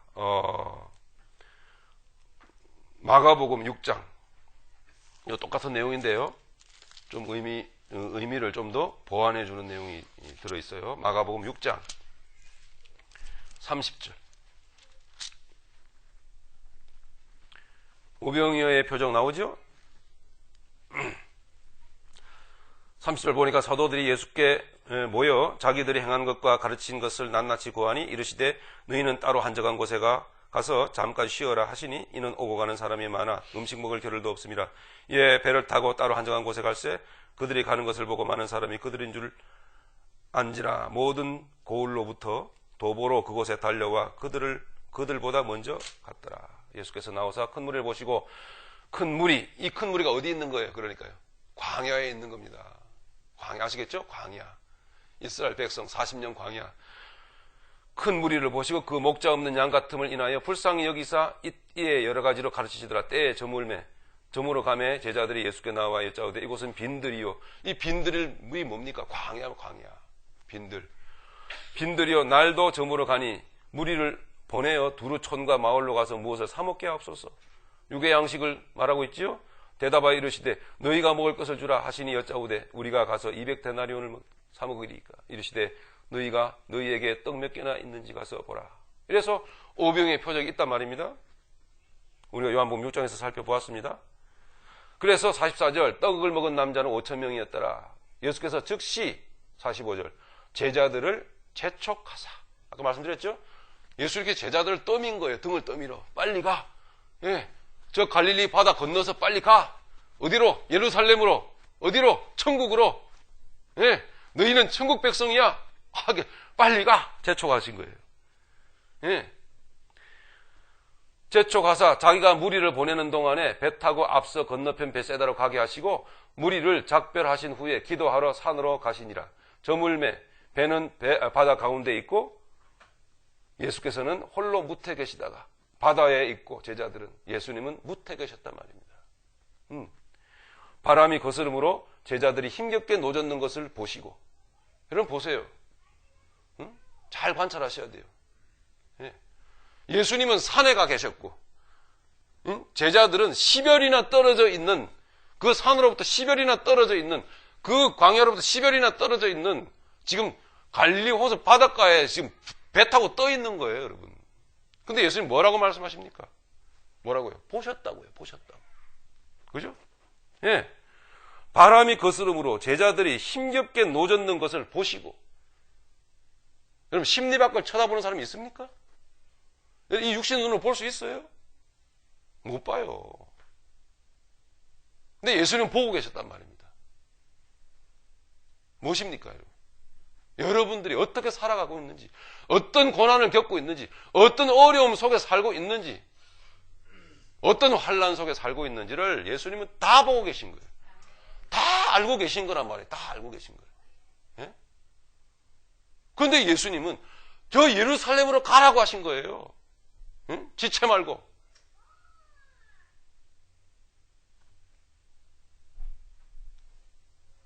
그 뜻을 모르고 이미 한참 지나온 애국 것을 찾고 있다고 구하고, 하나님 그거 달라고, 그거 달라고, 응? 세상 영광 달라고, 나 좀 살게 해달라고 이러고 있단 말입니다. 이게 그러고 있으니까 그게 뭐예요? 풍랑이 일어나죠. 풍랑이. 그러면 예수님이 포기하실 만도 하지만, 그죠? 우리 같으면 이구 지긋지긋한 인간들, 예수님이 밤 사경쯤에 찾아오셔서 배에 들어오시고 끌고 가시죠. 예. 바다 위로 걸어서 그들에게 오사 지나가려고 하시며 제자들이 그 바다 위로 걸어오심을 보고 유령에서 소리 지르니 그들이 다 예수를 보고 놀랍니다. 이에 예수께서 곧 그들에게 말씀하 이르시되 안심하라 내니 두려워 말라 하시고 할렐루야 배에 올라 그들에게 가시니 바람이 그치는지라 제자들이 마음에 심히 놀라니 이는 그들이 그 떡 떼시던 일을 깨닫지 못하고, 깨달아야 돼요. 도리어 그 마음이 둔하여졌음이러라. 마태복음 14장에 보면은 예수님이 배에 들어오심으로 비로소 저들이 가려던 땅에, 목적한 땅에 무사히 갈 수 있었더라. 이렇게 기록하고 있단 말입니다. 우리가 가려던 땅이 어디예요? 천국이에요. 천국. 예, 이렇게 하나님께서는 이미 야고보의 인생 속에, 야고보의 여정 속에, 야고보의 장래 행렬 속에 하나님의 구원을 다 계시해 놓고 계셨어요. 그래서 굳이 이런 어려운 경로를 통해서 야고보의 운구 행렬이 지나가게끔 하셨던 거예요. 이스라엘 백성의 역사 속에 또 말씀하시고 또 반복하시고 똑같은 내용이란 말이에요. 뭘 더 공부하자는 거예요, 출애굽기를. 다 아는 내용인데. 공부할 거 없어요. 똑같아요, 창세기하고. 참. 그리고 예수님은 구약 성경 속에서 이미 역사 속에서 말씀하셨던 그분이 세상에 오셔서 똑같은 내용을 다시 한번 설명을 하고 계신 거예요. 이렇게 수고스럽게. 내가 너희를 이렇게 사랑한다. 이렇게. 그리고 내가 계획한 건 이것밖에 없다. 다른 거 찾지 마라. 오직 한 길, 십자가의 길. 할렐루야. 이것만을 얘기하신 거예요. 여러분, 그 은혜 가운데 저 사망의 역사 속에서, 저 바벨탑의 역사 속에서, 저 가인의 역사 속에서 살던 여러분들을 끄집어내셔서 아브라함처럼 나오게 하시고 이 하나님의 위대하신 구속사 속으로 영접하셔서 여러분들을 다듬으시고 하나님의 구속사를 이루어 가시는 목적으로 여러분들을 쓰기를 원하셨어요. 그게 복음 전파 사역이에요. 창세기를 마무리하면서 이 하나님의 뜻이 나의 인생 가운데 선명하게 인식되어지고 이해되어지고 깨달아짐으로 여러분이 하나님 앞에 많이 감사되어지길 바랍니다. 그리고 감동하시길 바랍니다. 하나님이 여러분을 오라 하실 때 미련 없이 흡족한 마음으로 축복하는 사람으로서 축복하고, 이 세상에 남겨진 자들이 내가 걸어간 여정을 밟아서 그대로 걸어가게 해주시옵소서라고 기도할 수 있는 여러분 되시길 바랍니다. 야곱처럼 그렇게 축복하고 하나님 품으로 들어가는 여러분 되시길 간절히 바랍니다. 예, 그게 야곱의 죽음이에요. 그래서 오늘 본문 내용처럼 야곱의 여정을 통해서 보여주셨던 하나님의 구원, 이스라엘 민족을 통해서 다시 한번 출애굽기 안에서 재현해 내실 것이고, 그리고 예수님의 오셔서 보여주신 오병이어의 표적과 무리를 걸으심, 이 과정을 통하여 다시 한번 같은 내용을 반복해서 설명해 주고 계셨던 것이 예수님이 그대로 보여주신 그 예수님 안에 바로 우리가 있기 때문에 예수님 안에 있는 모든 구원받은 자들이 거쳐가야 될 경로와 여정을 보여주셨던 것이죠. 이 예수님이 이 세상에 오셔서 친히 확인시켜 주신 것이다. 이것입니다.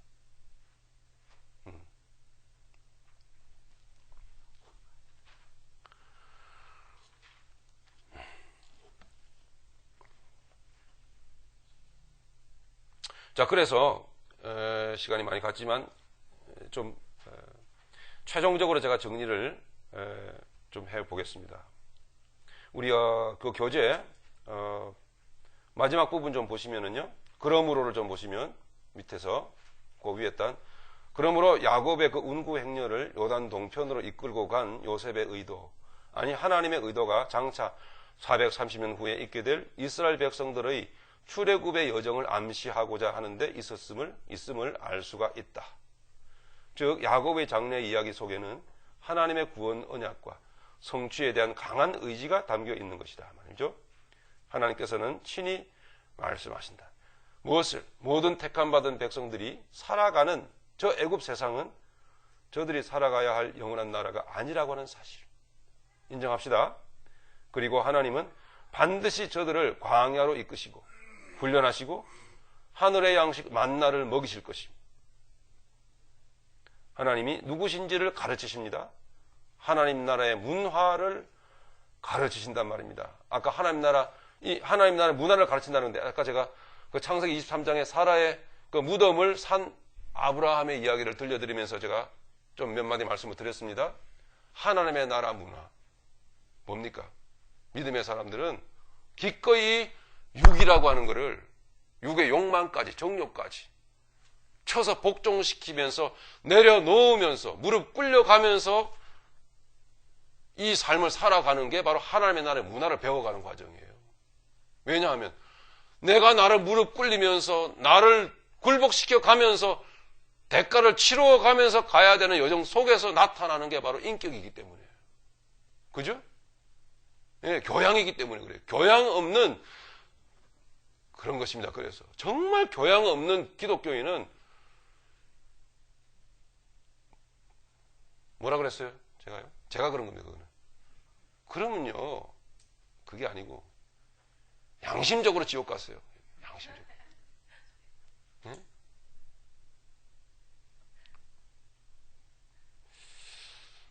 자, 그런 겁니다. 예, 성경에서 가르치고 있기 때문에.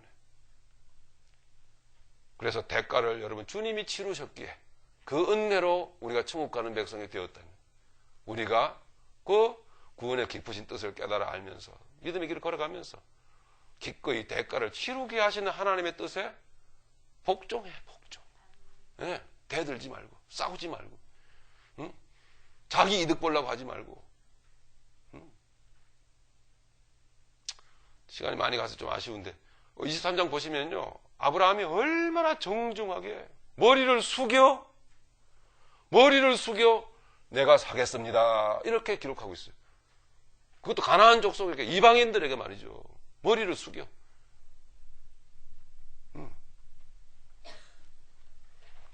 그러니까 우리 기독교인들의 그 거만한 행동, 교만한 행동, 예? 못돼 먹은 행동, 교만, 영적 교만, 예? 이런 거 철저히 무릎 꿇려져야 돼요. 그래서 이 광야 여정을 걷는 동안에 하나님의 나라의 문화를 배워가면서 하나님이 가르치시기 때문에 그리하여 기어코 요단강을 통과시켜 교제를 봅니다. 요단 서편 약속의 땅 가나안 하나님의 나라로 인도할 것임을 그 뜻이 완성될 때까지 개인의 인생과 인류 역사 속에 하나님은 그 열심을 멈추지 않으실 것임을 말씀하고 계신다. 가르치고 계신다.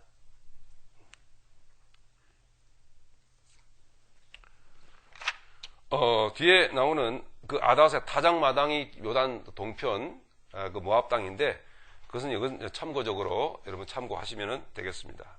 그래서 아닷의 이 타작마당이라는 타작하는 것은 의미상 괴롭잖아, 그죠? 예, 다 보리 타작하는 거예요. 얼마나 그 보리 타작이 정말 타작당하는 것입니까, 보리가요? 그래서 멸망, 소멸, 심판 이런 의미를 담고 있습니다. 거기에서 통곡을 한 거죠. 거기에서 7일 동안 애곡을 한 거예요.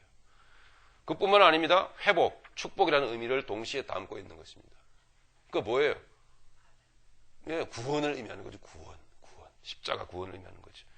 그래서 참고적으로 성경 속의 타작마당에 대해서 쭉 나왔던 것을 여러분께 이렇게 인쇄하여서 찾아볼 수 있도록 해드렸습니다. 뭐 이것은 그냥 어떤 나름의 어떤 뭐 개인적인 의미를 가지고 이거 천상병 시인의 그 귀천이라는 시를 이렇게 좀 올려 보았습니다. 뭐 여러분 아시는지 모르겠지만은 아시는 분도 계시고 모르시는 분도 계시죠. 참 소박한 삶을 살다 가신 기인이죠. 예, 한번 그냥 성경은 아니지만 같이 한번 읽으면서 우리 마무리하도록 할까요? 같이 읽겠습니다. 나 하늘로 돌아가리라. 새벽빛 와 닿으면 쓰러지는 이슬 더불어 손에 손을 잡고 나 하늘로 돌아가리라. 노을빛 함께 단 둘이서 기슭에서 놀다가 구름 손짓하면은 나 하늘로 돌아가리라. 아름다운 이 세상 소풍 끝내는 날 가서 아름다웠더라고 말하리라. 아멘. 네, 사시면서 내내 예수님 많이 드러내시고 예수님 인격 많이 배우시고 그리스도인의 교양 많이 더 갖춰가시고 더 품위 갖춰가시면서 하나님 나라의 문화 많이 배워가시면서 이루신 구원을 그 귀하게 우리도 떨림으로 이루어드리는 마음으로 사시다가 이렇게 뭐 이 시는 아니라도 좋습니다만은 시 한 수 이렇게 읊으시고 축복하시고 그렇게 하나님 품으로 들어가시는 저와 여러분들이 다 되었으면 좋겠습니다.